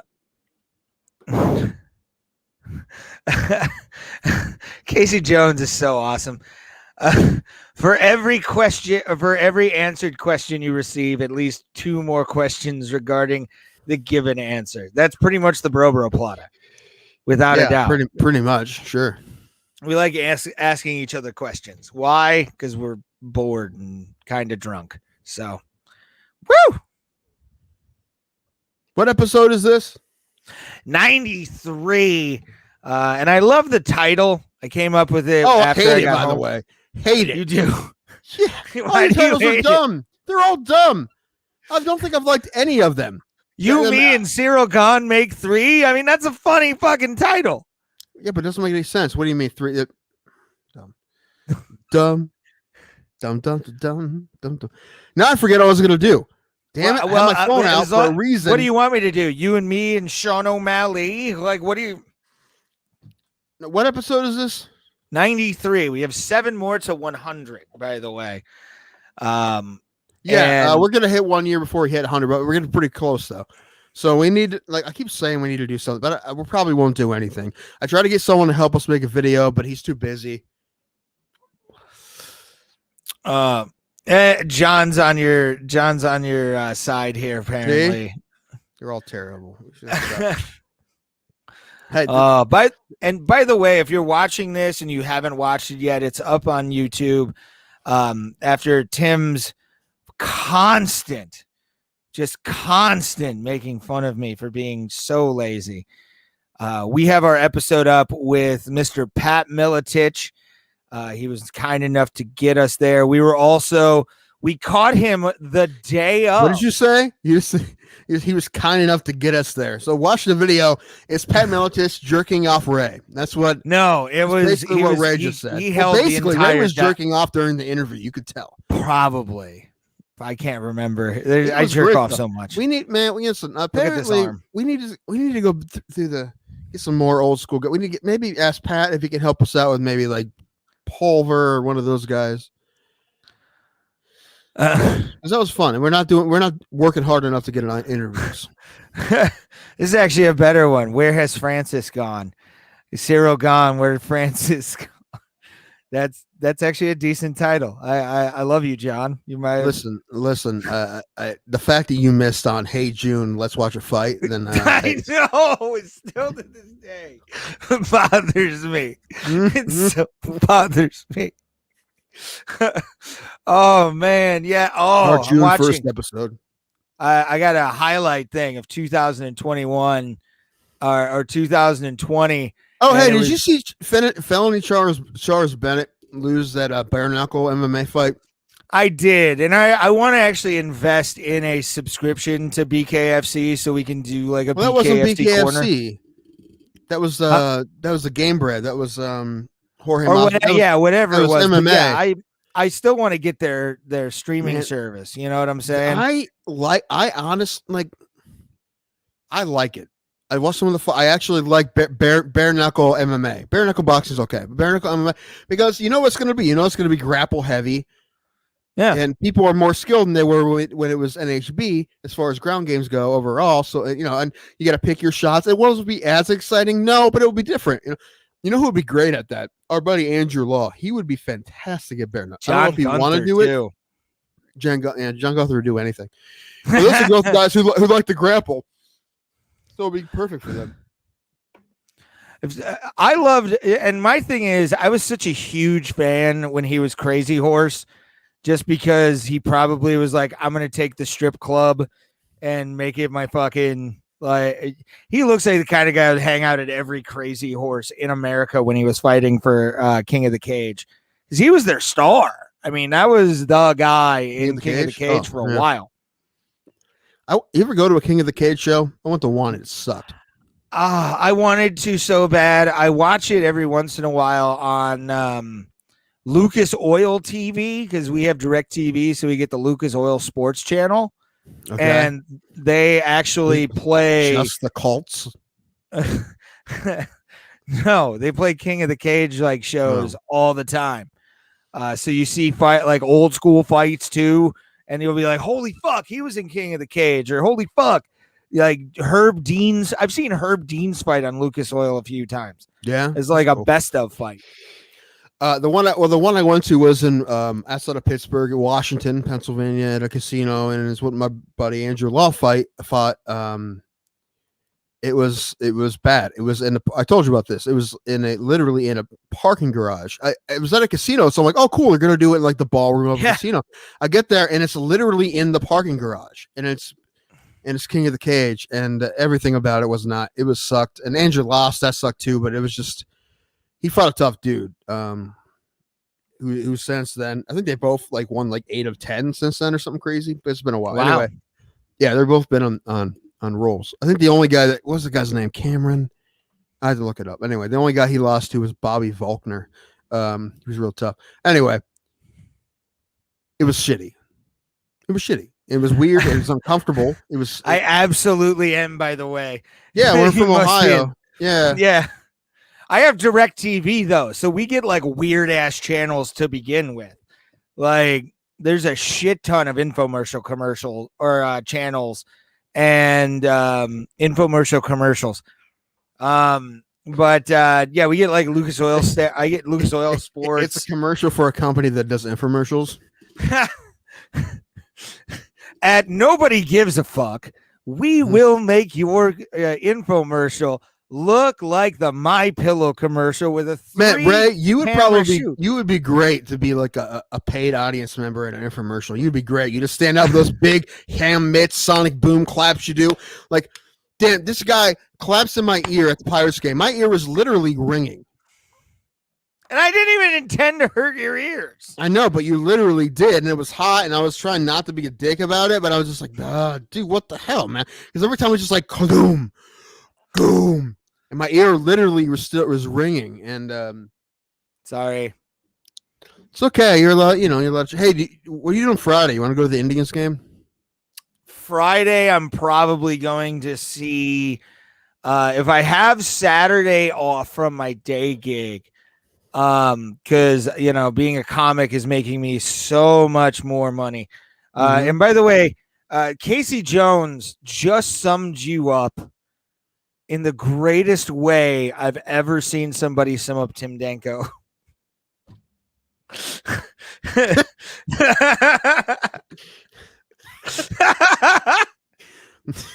I'm not 100% sure what he means, but it makes sense. Like that's funny. That's my new MMA nickname, the Indoor Cat. Like, what's that guy? His name was the Barn Cat. What's that guy's name? He fought Ryan Madigan. I don't know, but you could just see Bruce Buffer fighting out of the red corner. No, we talked about. I'm the Taekwondo boy. The Taekwondo boy.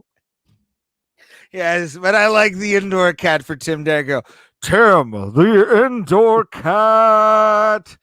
Danko. That is actually true. I'm so uncomfortable when I'm outside. I almost died at the Pirates game. I know. Dude, listen, if I didn't, I would have literally passed out, because I passed out a year ago at home and I felt the same way. I'm like, shit, this is going down exactly the same fucking way. John, you're giving me way too much credit. It's a white trash job, but it's fun to do.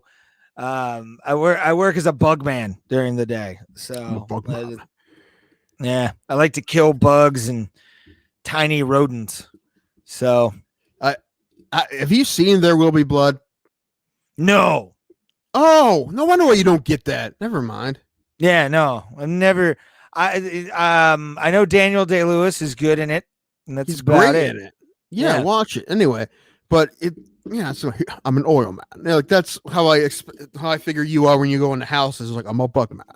Like, that's never mind. And there's also a South Park episode where they have a Daniel Day-Lewis type character who's selling fake. Well, it's a vegetable goo. Like, I'm a goo man. Like Impossible Burgers, like those. Anyway. See, I like to think of myself when I go into a home like that guy from No Country for Old Men. Do you flip a coin? I fumigate the bugs, or I fumigate you? Heads or tails? The ants die, or the squirrel does. Call it. You need to have that haircut too. I want you to have that haircut. Oh, God. My sprayer is up to people's heads. Yeah. He pulls. Here, hold this for me, will you? It's It's a great movie. I don't quite understand the ending or the no ending, but besides that, it's still a good movie overall. Mm. So Tanner Bosner and knocked out OSP.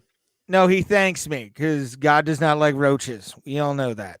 God does not like roaches. I was thinking about this today. When I was a senior in high school, we did this play, and I was in it, and I didn't really have a huge part, but I played this like crazy scientist guy, and he gave somebody a gift of it's like a terrarium kind of, but it was supposed to be filled with roaches. It had their own little roach town, right? And the weird shit that I had to say, like it wasn't in the script, but it was funny. It was like the roaches have their own, like, oh look, it's a Borrego. The roaches run this, and they have this, and look, they even built their own clipper ship. And the director told me to say that clipper ship. And the last time, because I didn't think enough people got it, I said cockroach clipper ship, and he got mad at me. But that was a joke anyway. But he was like, people will get it. I'm like, no one gets it. I want to say roach clipper on stage. All right. Oh, good times. High school, everybody. But let's, because we've been teasing it. Let's talk about the man with the massive mullet, a guy who, with Mike the face. Pyle. No, okay. No, Mike Perry. But see what Mike Perry tweeted about Joe Schilling. He's like, come on, Joe, and that's coming from me. Like, I don't know, something like that. I don't know. But what'd you think of the knockout of OSP? It seemed fine to me. It seemed fine because I didn't listen. Okay, there was a fence grab-ish, but I didn't see him like. I think Herzog, if he would have saw the fence move or something, or it didn't really look like he even had there wasn't a camera angle from the other side of the fence. I don't even know if he had his finger in. Like, I honestly don't think he did anything that actually helped him get out of position. I don't think he did, because you didn't see the fence get pulled or anything like that. You didn't even see it get. I mean, listen, the fence has enough give in it that even if he pulled down, you'd be able to see it move. So it didn't move at all. I don't even think he had a grip in it.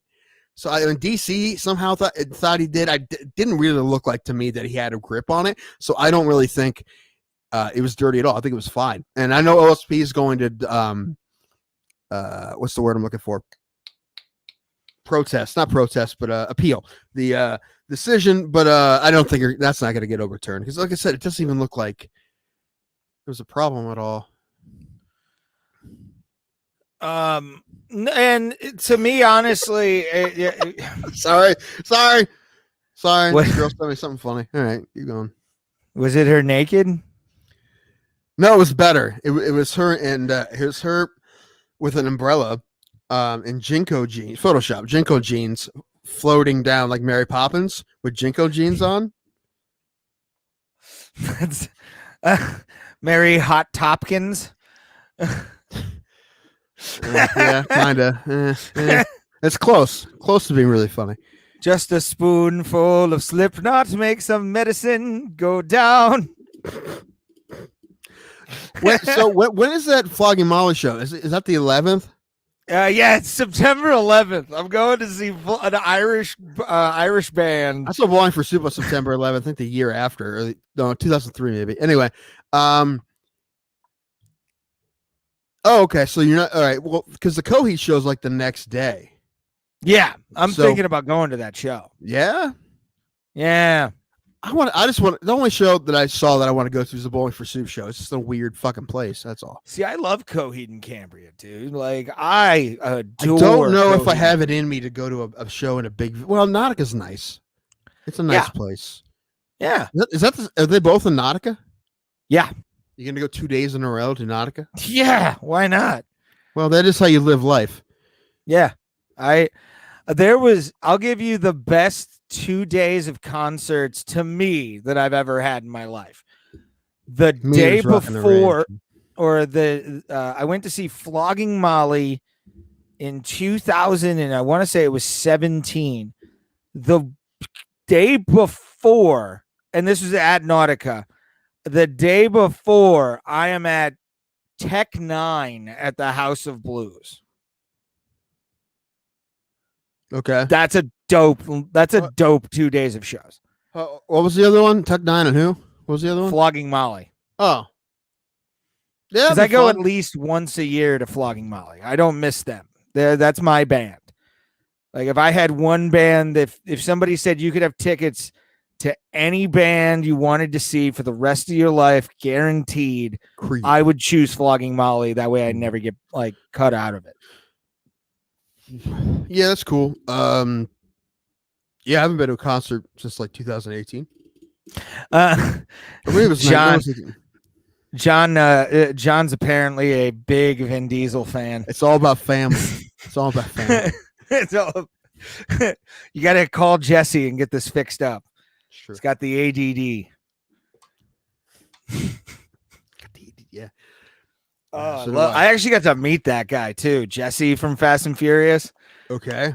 And as an ADD like kid, that dude was a hero of mine because he was. I'm like, he's working on cars and shit, and he's like had to take medication. Dude, like, Urkel was just at the Rubber Ducks game last week. We missed him. Jameel O'Neal. Jaleel White. Jaleel White. Yes, we Thank missed you, Casey Jones. We missed Jaleel White. I don't really. I mean, I'd rather if Screech was still alive, I'd rather go see Screech because at least I know I'm going to get a train wreck. You met Screech though. Oh, yeah. Dude, a Screech bobblehead. I want a Screech bobblehead. They exist. I'm gonna look. I want one. Do they? Oh, if a Screech bobblehead exists. And now it actually would make me mad because if it existed before, I should have got one and have him sign it for me because he would have. Oh, nah, he was always cool to me. I liked him. Yeah, I was about to say I miss that man. Yeah, some people have opinions, but yeah, but like cool but also like I said, he was nothing but cool to me. Yeah. So. Oh man, good times, my friend. Anyway, Bosner won his fight. He looked good. Good for him. That was a fight that came together really fast. I don't know what OSP man. What's he gonna do now? I'm sure. I don't know. We'll see. Is he gonna move back to light heavyweight? Is he gonna get cut? I don't think he's gonna get cut, but I mean, I don't know. He looks good at heavyweight, but he just got knocked out. I would pay for this. Sure. Because it was a stunt cock. That's the words he gave. That's a little bit behind the scenes stuff you learned from meeting Dustin Diamond. Yeah. It wasn't even his cock.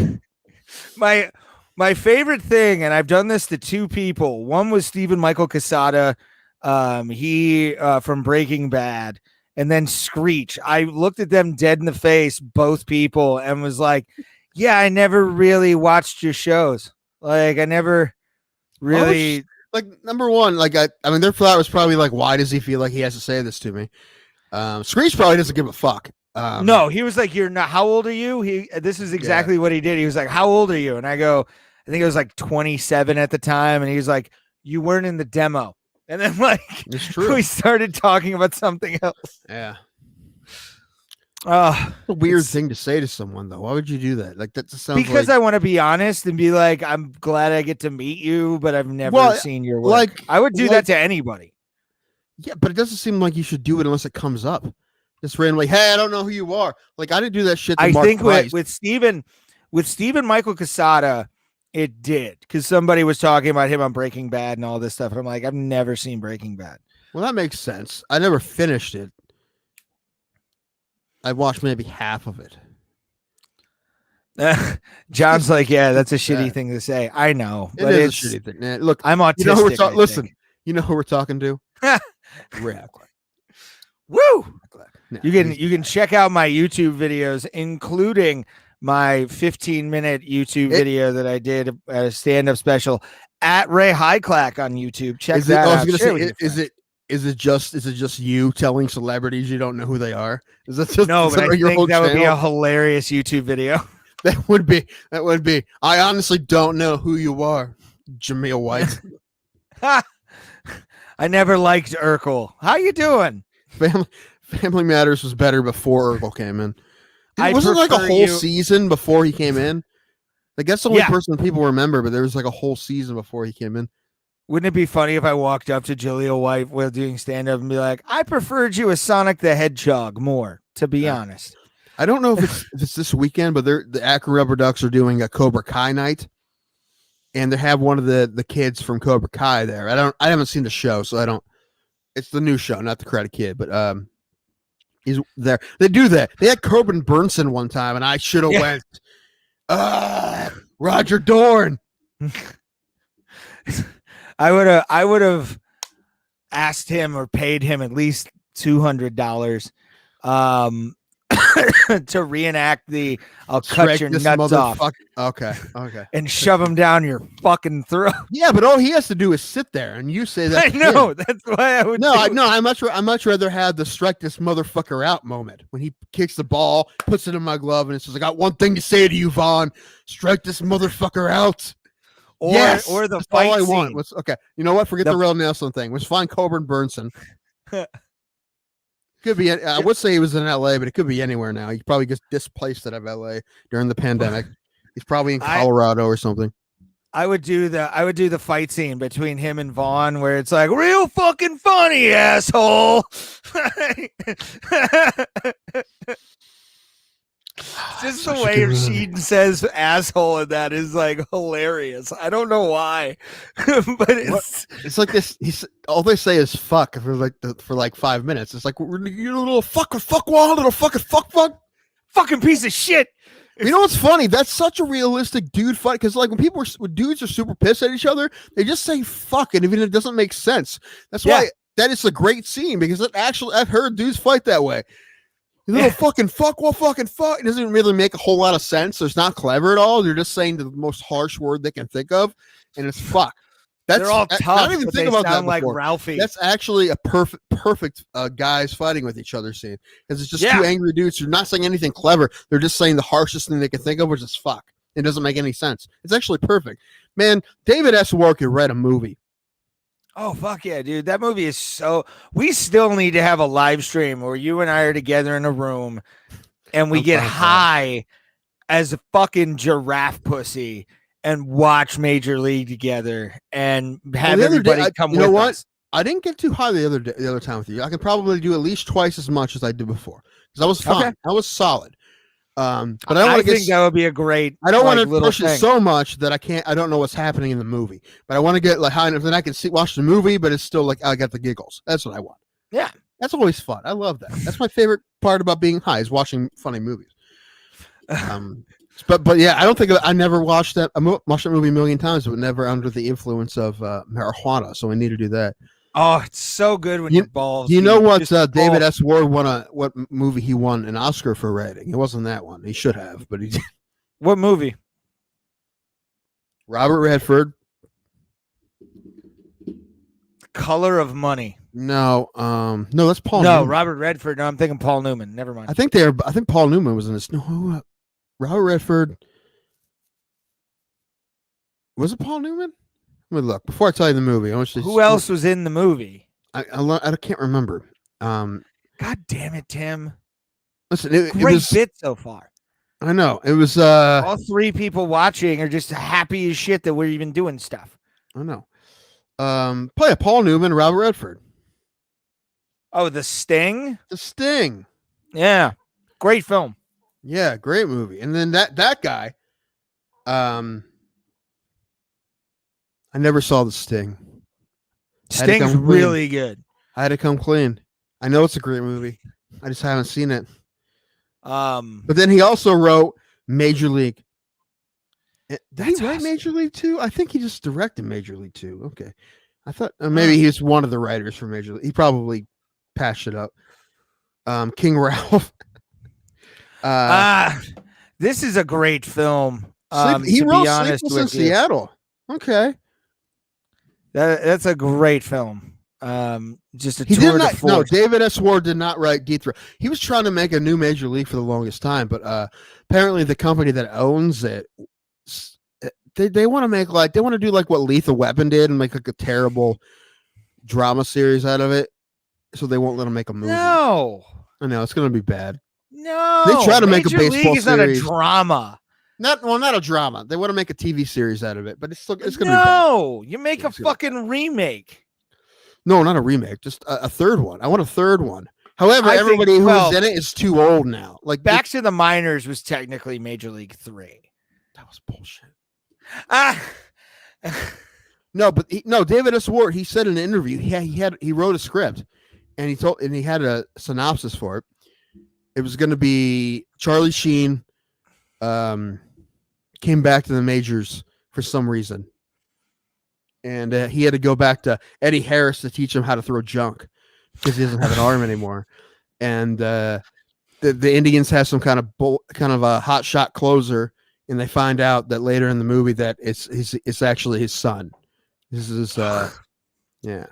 I'm like, it'd be all right, but no. I want him to listen. I want him to do another one, and I want him to have some of it, but I don't want him to force all the characters in. They all have to be. Listen, they're all old now. They have to be coaches or coaches of other teams. That's fine. I want. He did write Two Girls, One Cup. It was great cinema. I mean, the camera cuts in between the cup getting filled was just. It had his fingerprints all over it, to be honest. I love Major League so much. It's my favorite sports movie. It's so good.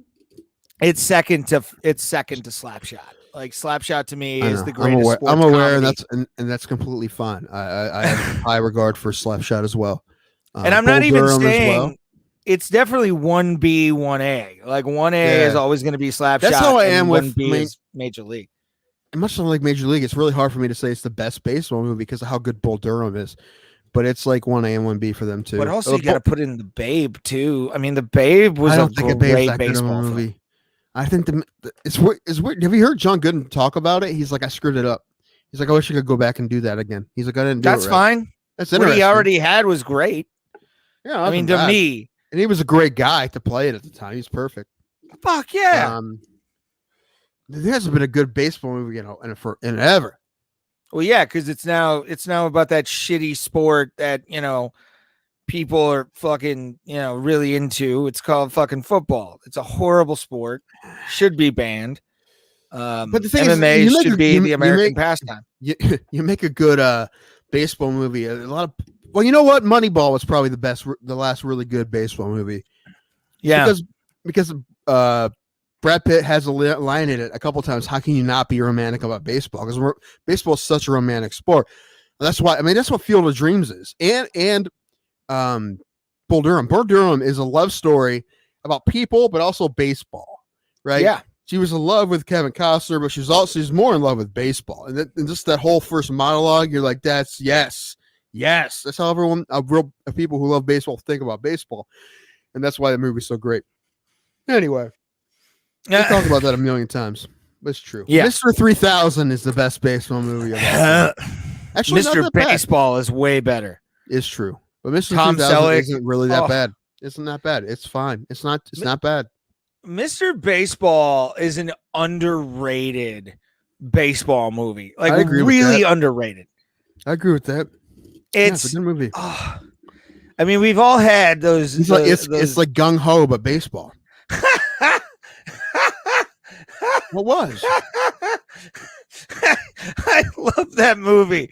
Gung Ho. You just mentioned one of my favorite based in Pittsburgh movies ever is Gung Ho. I like you. Did you see that documentary that won an Oscar a year or two ago? American Factory? No. I haven't seen it either, but it's basically it is Gung Ho. It's a documentary, but it's about an American factory somewhere that was bought by a Chinese company. And it's basic. I'm watching the trailer and I'm like, dude, this is Gung Ho. This is just Gung Ho, but a documentary. Like this happened. Gung Ho happened. And Gung Ho was relevant and it's a good movie. Yeah, Gung Ho is a great. To me, it's one of Michael Keaton's best movies. Honestly, to me, it goes Batman 89. Then it goes right into.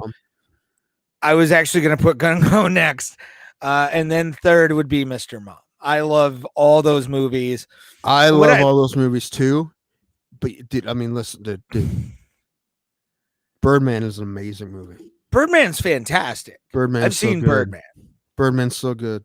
So good, dude. So good.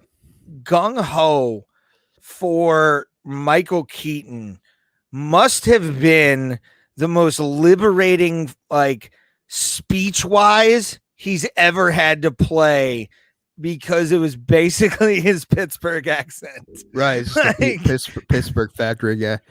Yeah. And he knew, he was probably like, yeah, I'm just going to use my regular Pittsburgh accent and get it from there, you know? And the way he did it was just exactly what a working class Pittsburgh guy was.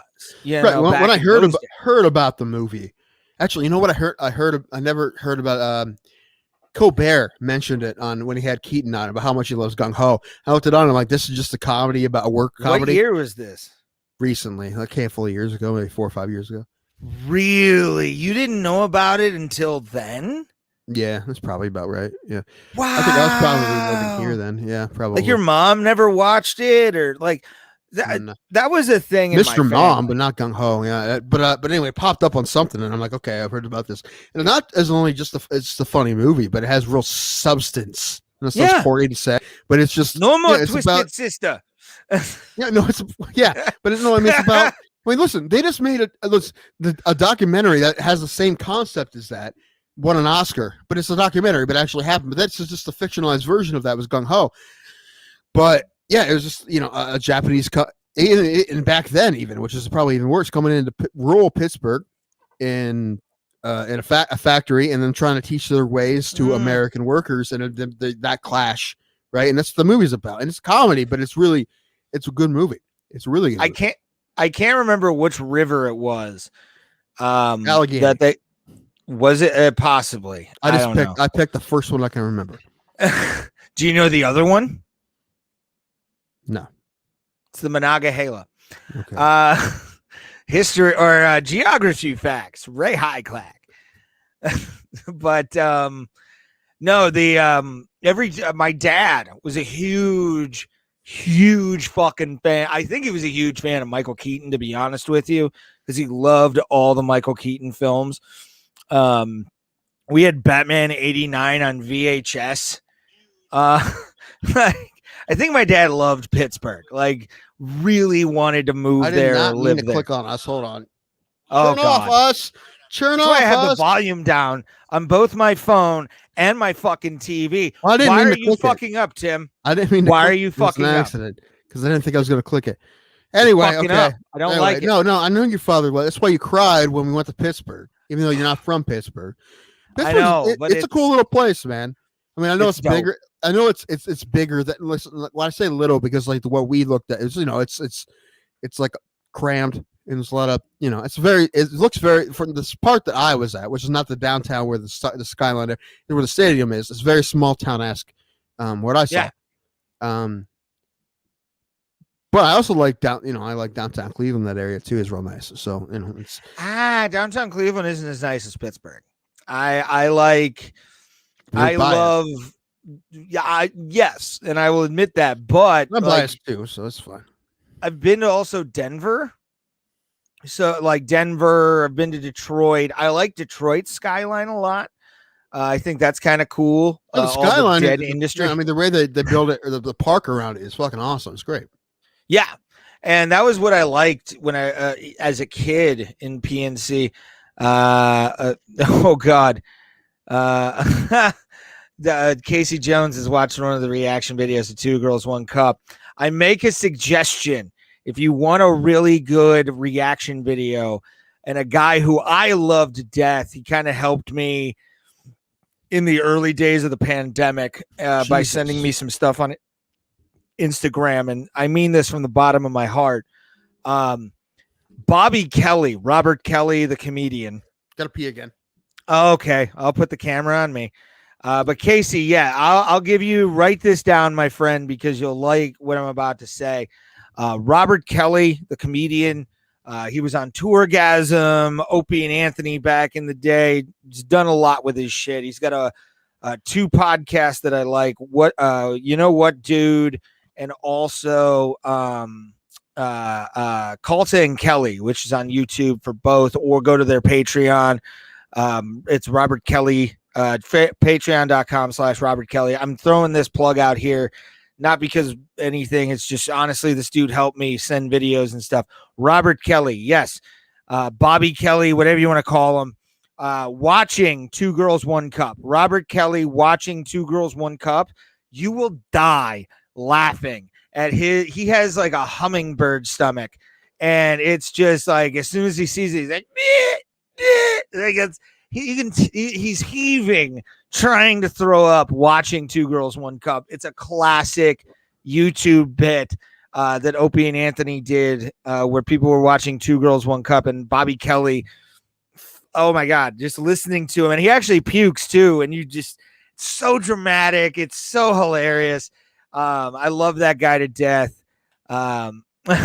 Well, I mean, he is sober, but it's a bowl of what is the question. And I love Bob. Bob was nice enough to, oh my God, you have no idea.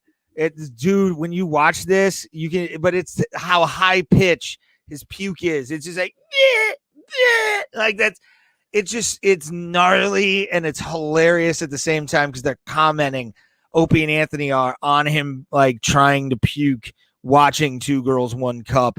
And Jim Norton, the great comedian, Tim's back. Yay. Tim's back. Graham Norton. But have you ever Graham seen Norton, that what a video? great comic Graham Norton is. You ever watch the show? That was one of my first ever like talk shows that I watched on a regular basis was Graham Norton. When I see clips of him online, look, it looks like everyone's having a good time. Oh yeah. It was a fun show. When I watched it in the 2000s, it was great. Let's have that for MMA. Let's have the Graham Norton of MMA. We would need a place to do it and a shitty couch because I think we are shitty couch people. We are not. Oh, we could absolutely handle the shitty couch, and we can do it in my mother's basement. I like it. It's already set up well. I mean, my seat's right next to yours. It's true. So, right there, good. Bowling, yes.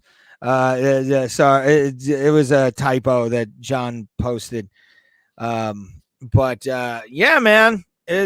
Honestly, if you ever want to watch a great puke video, it's Bobby Kelly watching Two Girls, One Cup on the Opie and Anthony show.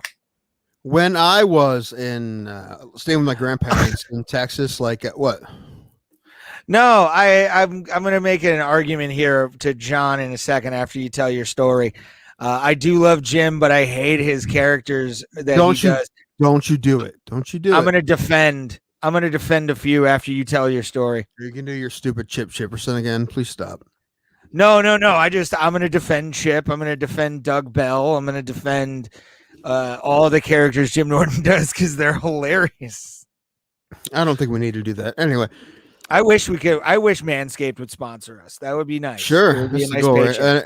Anyway, when I was in Texas, when I was 21, I was living with my grandparents. My grandfather worked with this kid. It was maybe my age, a little bit younger. And my grandpa comes home one day, and he's like, "Hey, this kid I was working with, he told me to check out this video called Two Girls, One Cup." And then I didn't know what it was. He's like, "Well, ask your grandson about it." He's like, "Ask him about it and if he should watch it or not." So like, should I watch it? I'm like, "Don't you dare watch it! Don't watch it." He's like, "Well," I'm like, "There's a reason why he told you to tell me that because I knew exactly what he's talking about." And I'm like, "No, do not watch it." He's like, "What is it?" I'm like, I briefly explained to him what it was, and he didn't watch it. But it was pretty funny that the kid was like, "Watch it," but he was nice enough to say, "No, okay, ask your grandson about it first before you watch it." I found out my grandfather watched Two Girls, One Cup. That poor guy. I found out about Lemon Party from an ex-girlfriend. Me and my friends used to just put Lemon Party on people's homepage. Open their computer and it's just, "You spin me right around, baby, right around like a record, baby, right." Yeah. Oh, I remember watching Lemon Party for the first time. And like it was, I think it was when it was just the hardcore gay funny. Old man pornography. That's disgusting and scary and terrible. Oh, Google it, Casey Jones. I want Casey Jones. That's your homework assignment for this show is Google Lemon Party. You gotta spin me right round, baby, right round like a record, baby. Right. Or Dude, what about One Guy, One Jar? Have you ever seen One Guy, One Jar? No, I don't want to, and please don't tell me what it is. No, I will. No, no way, no. So, One Guy, One Jar. If you've never seen that, just Google the video. It's out there still. And what the best way I can describe One Guy, One Jar is some people in this world enjoy the placement of items in a certain area. Oh, and they go for the biggest item. This guy chose a mason jar. And when he stands up after it's fully the act is fully complete, you just hear this and little droplets come from a certain place. And they're not poop, Casey Jones. It's definitely One Guy, One Jar is just horrifying. It's all right, everybody, check out my video. It's called One Guy, One Jug, and it's me just playing Red Hot Chili Peppers bass lines on a jug. Yeah.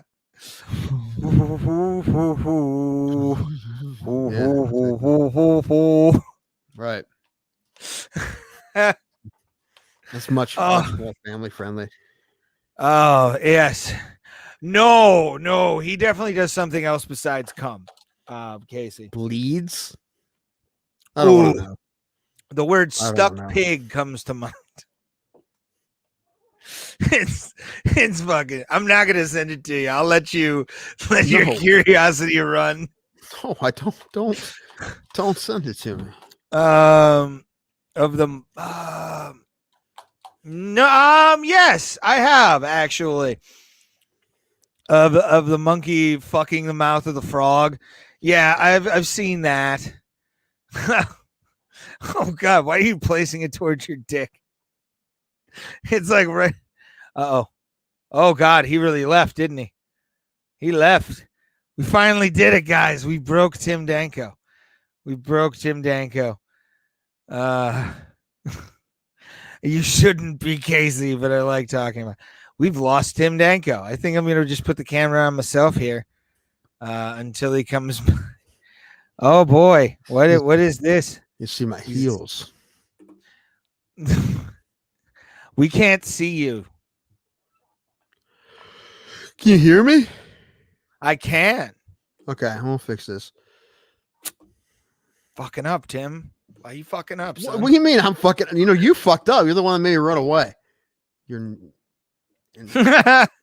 saying this. There you are. There we go.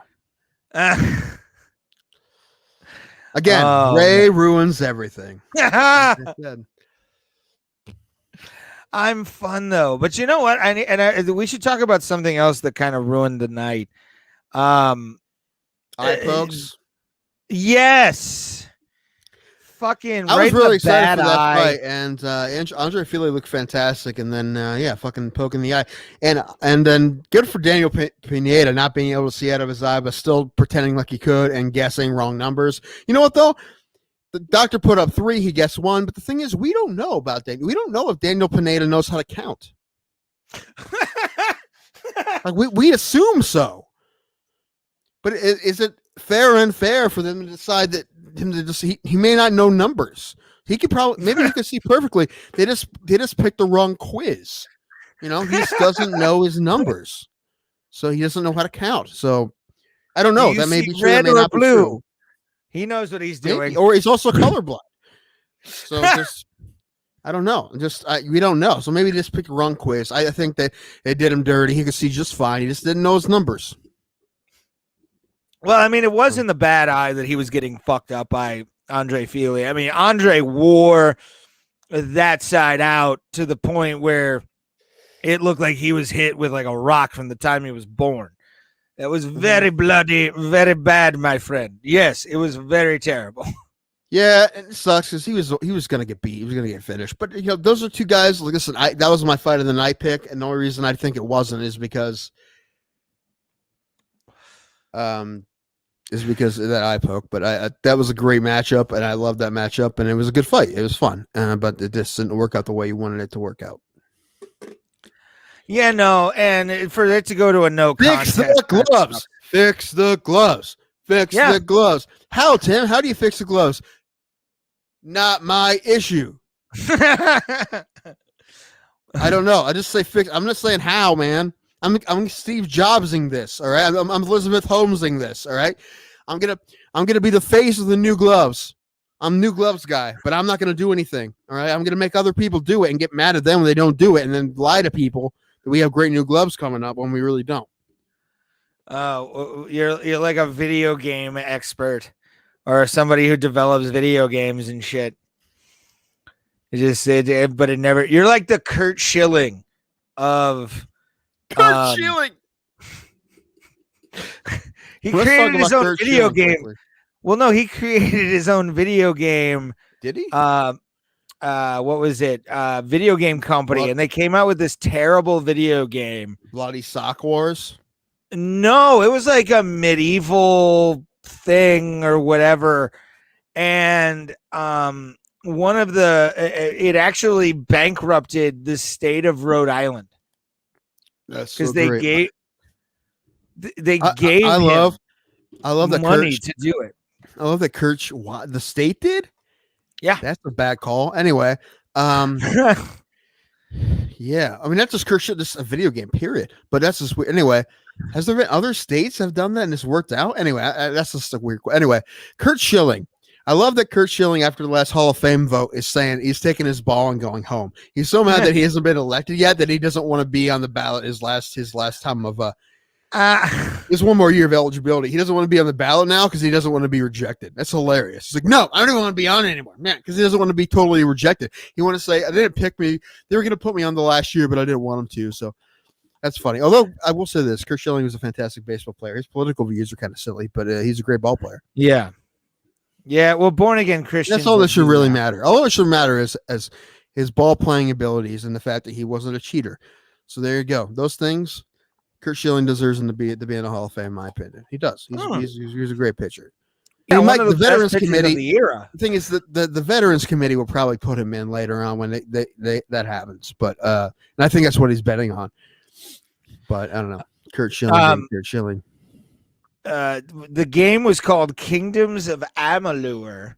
And yeah, it was. It's so. I looked up the numbers. 330,000 copies. Wow. So that's somebody that made 330,000. That's how many they sold. 330,000. Yeah. Call of Duty. Well, no, Call of Duty. That's like 1%, maybe 0.5% of what they sell. Those sell like billions of copies. Same thing with like Grand Theft Auto. Gotcha. And those ones, but yeah, I never heard of it. Oh my God, Casey or not Casey? John apparently has a bloody World Series sock. I may watch 6 Days in October, whatever it's called, a documentary, 30 for 30 again. I'm not even a Red Sox fan, but I'm a Terry Francona fan because I am a Cleveland Indians fan, and we have Tito, and I love baseball, and this is a great baseball story. Them coming back from 3-0. Fenway's a great place. That's the bloody sock. That's when the bloody sock thing, and but, it is what I can't remember.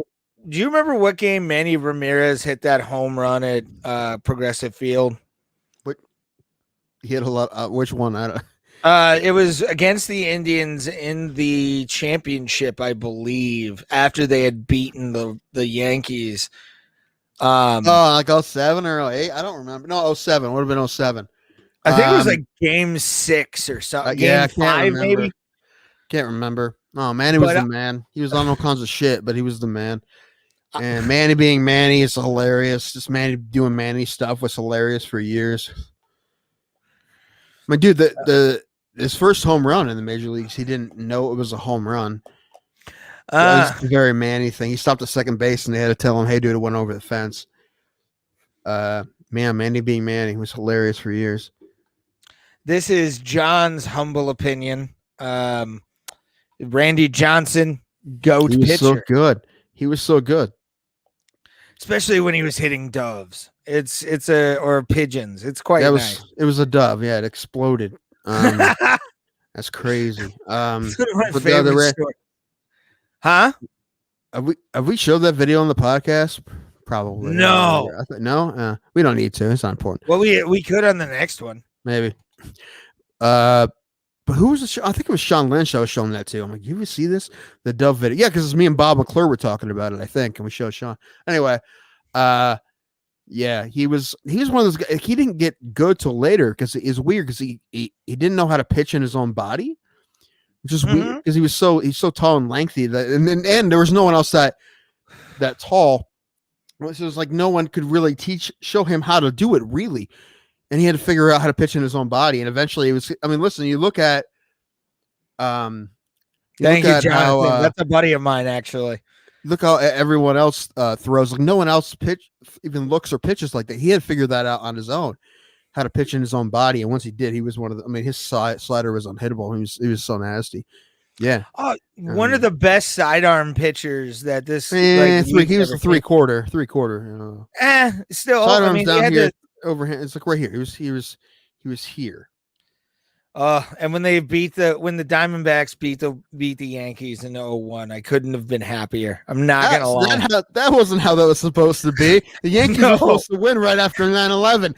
Then this hired gun team from Arizona with all these old vets, Jose Gonzalez, Luis Gonzalez.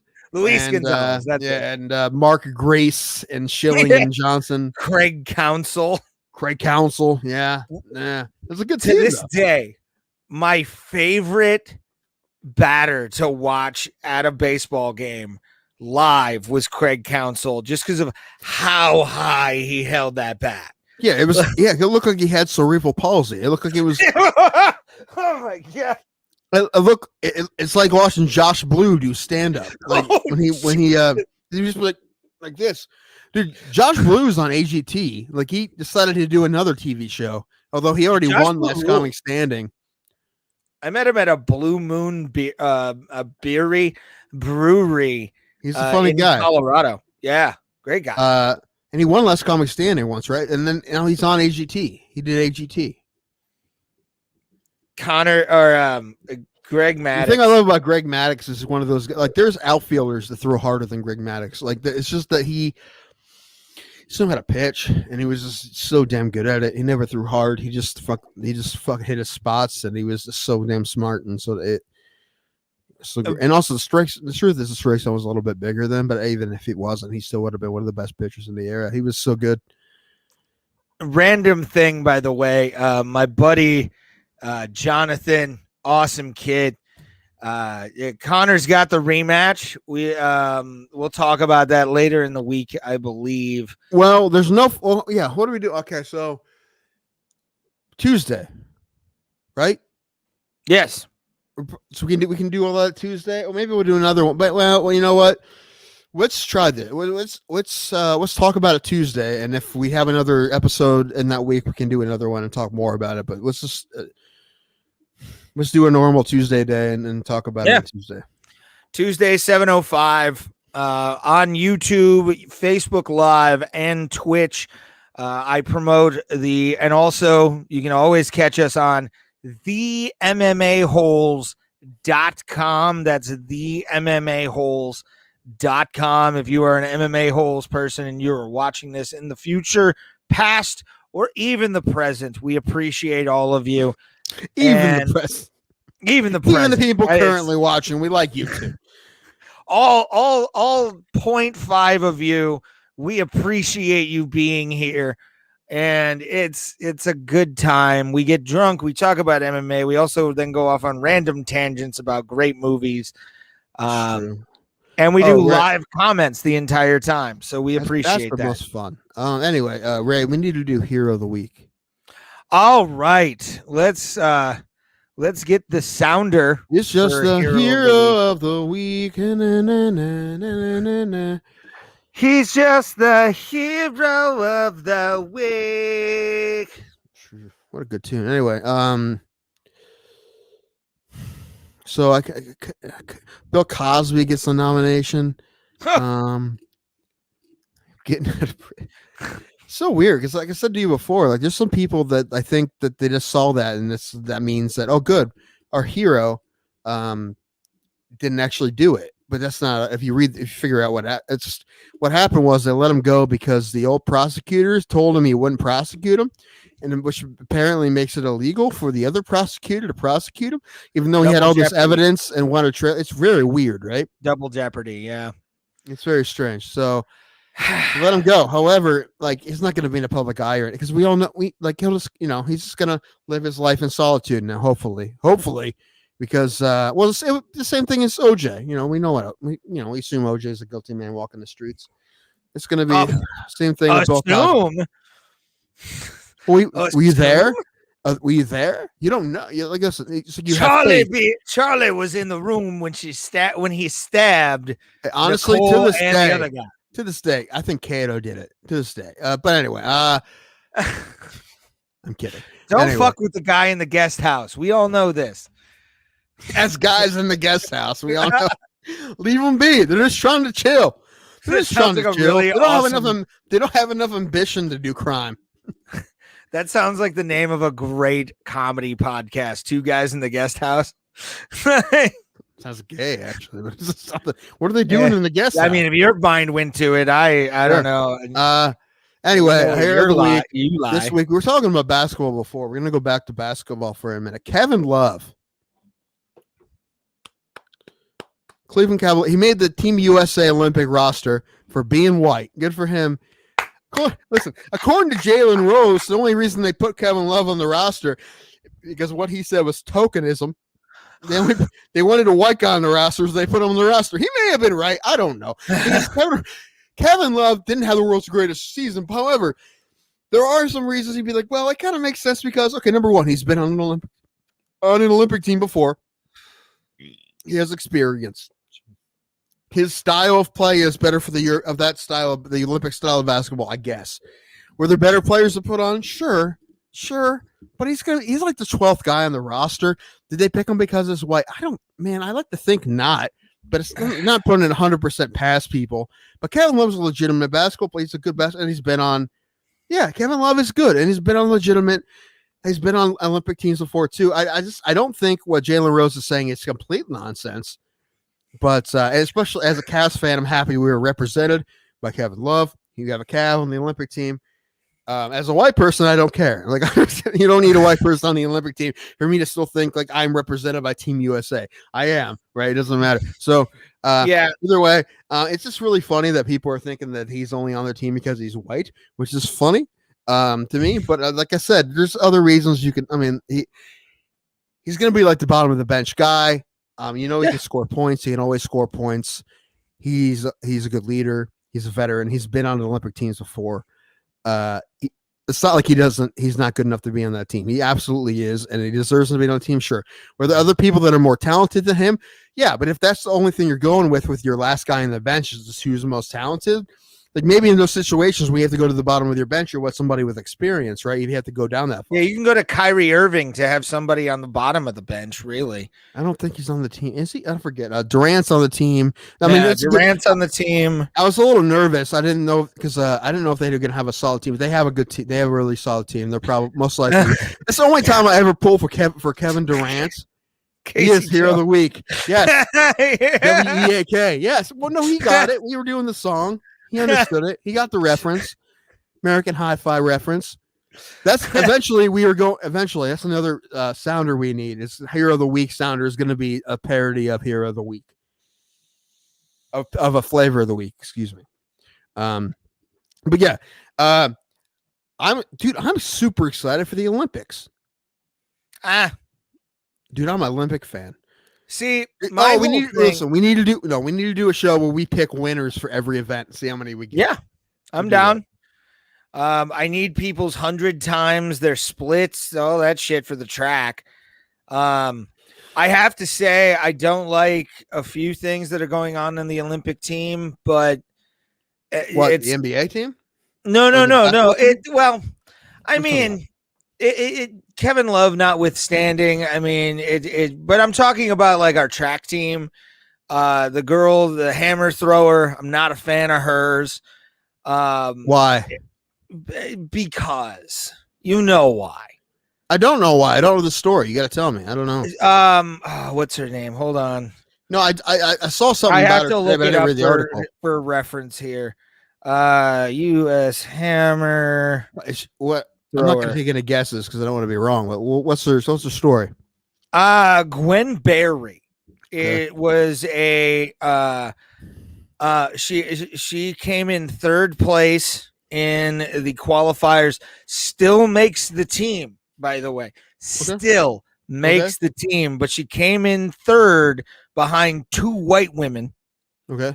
And while the national anthem was playing, which you're at the U.S. Olympic trials. You're at the U.S. Olympic trials. That's a retarded reason to have that kind of thing. And we don't get political on this show. But when it comes, but if something comes up, we'll talk. You're gonna force me to, though. That's what sucks. Well, no, because I think you're making $8 million a year. Who is? She is. She is from who? And endorsements and all that kind of stuff. Yeah. It has to be sponsors because I'm. Yeah. Okay. No, and she's earned that. And I'm not saying that she hasn't earned it. I'm not saying that she doesn't. She also has a right to have her opinion. She has a right to be pissed about things. That are things you should be pissed away from the Olympic flag or the American flag when you're going to represent the team. I don't think she should be on the team.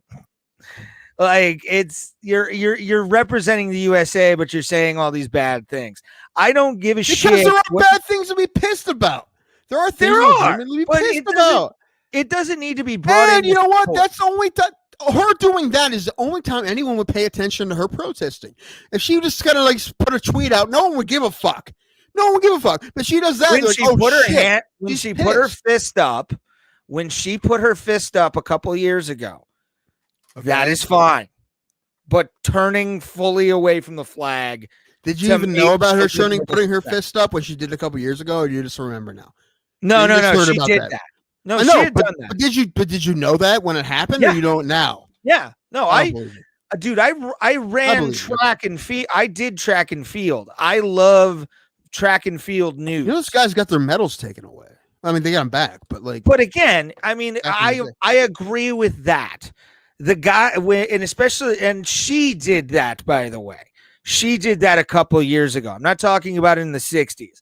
That was way more powerful in that time than any other time in American history. Those gentlemen that did that should be icons more in this country than they are. You ever hear about the story about the Australian guy who stood with him? Like, he even put his hand up, but he wore the patch, and like he got blackballed in Australia. Dude, he got I mean, it goes to show you shit. Yeah, it's not good.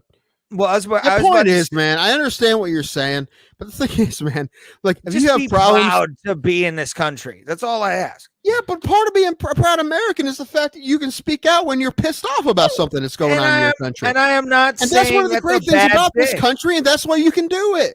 That's the same thing with Kaepernick. It's the exact same shit. Like, if you have a legitimate reason to be mad, yes. And this is the time when people would actually pay attention to her for doing that. They're not going to pay attention for her putting a dumb tweet up. They're not going to care about that. A tweet up. They're not going to pay attention to it. They're going to pay attention to this. So my point is, I understand it. Do I think she doesn't love her country? No, I think she does. And that's the reason why she does it. Because she's saying that, hey, in this country, we should stand up what we think is wrong. And we're doing it in a large stage so everyone can see that, hey, we're not perfect. We're fucking up. And this is what, and everyone knew what she was talking about when she did that, right? Everyone knows she's talking about police brutality or the way that people are, but the way black people are treated in this country. And everyone knows this is what she was talking about. And when they saw her turn her back, they didn't think, oh man, she's mad about the how cheeseburgers have been lately. Like, everyone, whatever, like, something stupid. They know what she was talking about. Right? I get it. It makes sense, man. Listen, if you're pissed about something, say you're pissed about something. That's what you do in this country. That's the great thing about this country is that you can do that. Absolutely. Okay? And that doesn't mean she doesn't love her country. I mean, no, maybe even in a different way. I mean, she absolutely does for the same reason, because we need to do better. We can do better, and we know we can do better. So do better. I mean, compared to I was about to say, compared to modern other modern day countries, the ideas that are going around right now would get somebody laughed at in 90% of the other countries. Well, we're this one, and I'm talking Russia, China, the Middle East, especially. You look at the, what was the gentleman's name? Yeah, but they can't have opinions over there. No, but and that's why I think, honestly, the rhetoric needs to be brought down. Like, we need to scale it the fuck back. Otherwise, we're going to totally lose what this country was about, because they're going to go after free speech. Scale the processing back? Or are you talking about something different now? No, scaling the racial rhetoric down, because free speech is what she's doing. I mean, I know it's physical, yes, but you know what I'm talking you're making it about race constantly, and for the past, well, and her how case, many years? She's talking about race when she's doing that. But how many years have we had this? It's not that bad of a country. It's really not that bad of a country. No, but we can do better. And we've always said in this country that we can do better, and then we do better. That's what this country does, brother. We say, hey, we're not doing good enough. Let's do better. That's what we've always done and what we always should do. And that's what we're trying to do. That's what she's talking about. We need to do better about this. So let's fucking do better. We've done better, though. We're not doing better enough. We can do better. Bullshit. And better. We can do better than better. What, you think we don't have segregated schools? We don't have segregated bathrooms. Yeah. It's starting to get out of hand. Do you think we already? Why? But you think we've hit the limit? Like, we should, this is as free as we should possibly. This is equal as we should possibly be. That's what I'm saying. That's because we've done better. Doesn't mean we've done as good as we can. That's what we're trying to say. I think so. We've done as good as we can in this country. Really? Yeah. Well, I can't. I'm not going to argue. There's no slave trade. I disagree. There's no legal slave trade anymore, unlike Africa and a bunch of other countries. Racism is systemic, and it isn't a thing that we need to work on. No, I don't think it's systemic anymore. Okay, well, listen. We're not the ones that have this conversation. I'm just going to say that I disagree with you, and that's that. That's all I'm going to say about that. Because I'm not going to have this. We're two white guys. We're not going to have this argument. We can have this argument. No, again, I'm not. I don't want to. I don't like CRT. I don't like any of that bullshit. Yeah. I disagree with you, but it's fine. You can have the opinion you want to have. That's fine. We'll talk about it after. I don't want to. But it's fine, because I don't want to get into that. But I can just say that I disagree with you. That's fine. Yeah, agreed. But and I got to more than anything, I got to pee. So do you want to just cut the night off, or do you want to keep going? I mean, no, we're good. I think we're good. All right, folks. We've had a fun night, actually. I've had a lot of fun laughing. Like, Tim's been on. It was fun for Ray went hard racist on us all. I'm not racist, though, because I don't believe anybody's superior. Fucking around with you. I know. But again, I don't think, trust me, I did athletics as a kid. I can tell, they're the alphas in any room. Trust me. Because I was not. I was a beta. Okay, I gotta go. I gotta pee now. All right, buddy. Thank you guys for watching. We are gonna take a good night. I'm gonna hop Tim off here. And we are the Bro Plata. I am Ray Highclack. Go to the MMA. We will actually do that, Casey. We'll start doing that more. And whatever happens in the bro circle stays in the bro circle. For Tim Denko, I am Ray Highclack. You guys have been great. Leave a comment, thumbs up, do whatever you got to do. Subscribe with notifications on, and we will, as always, see you at the Kumite. Have a good night, guys.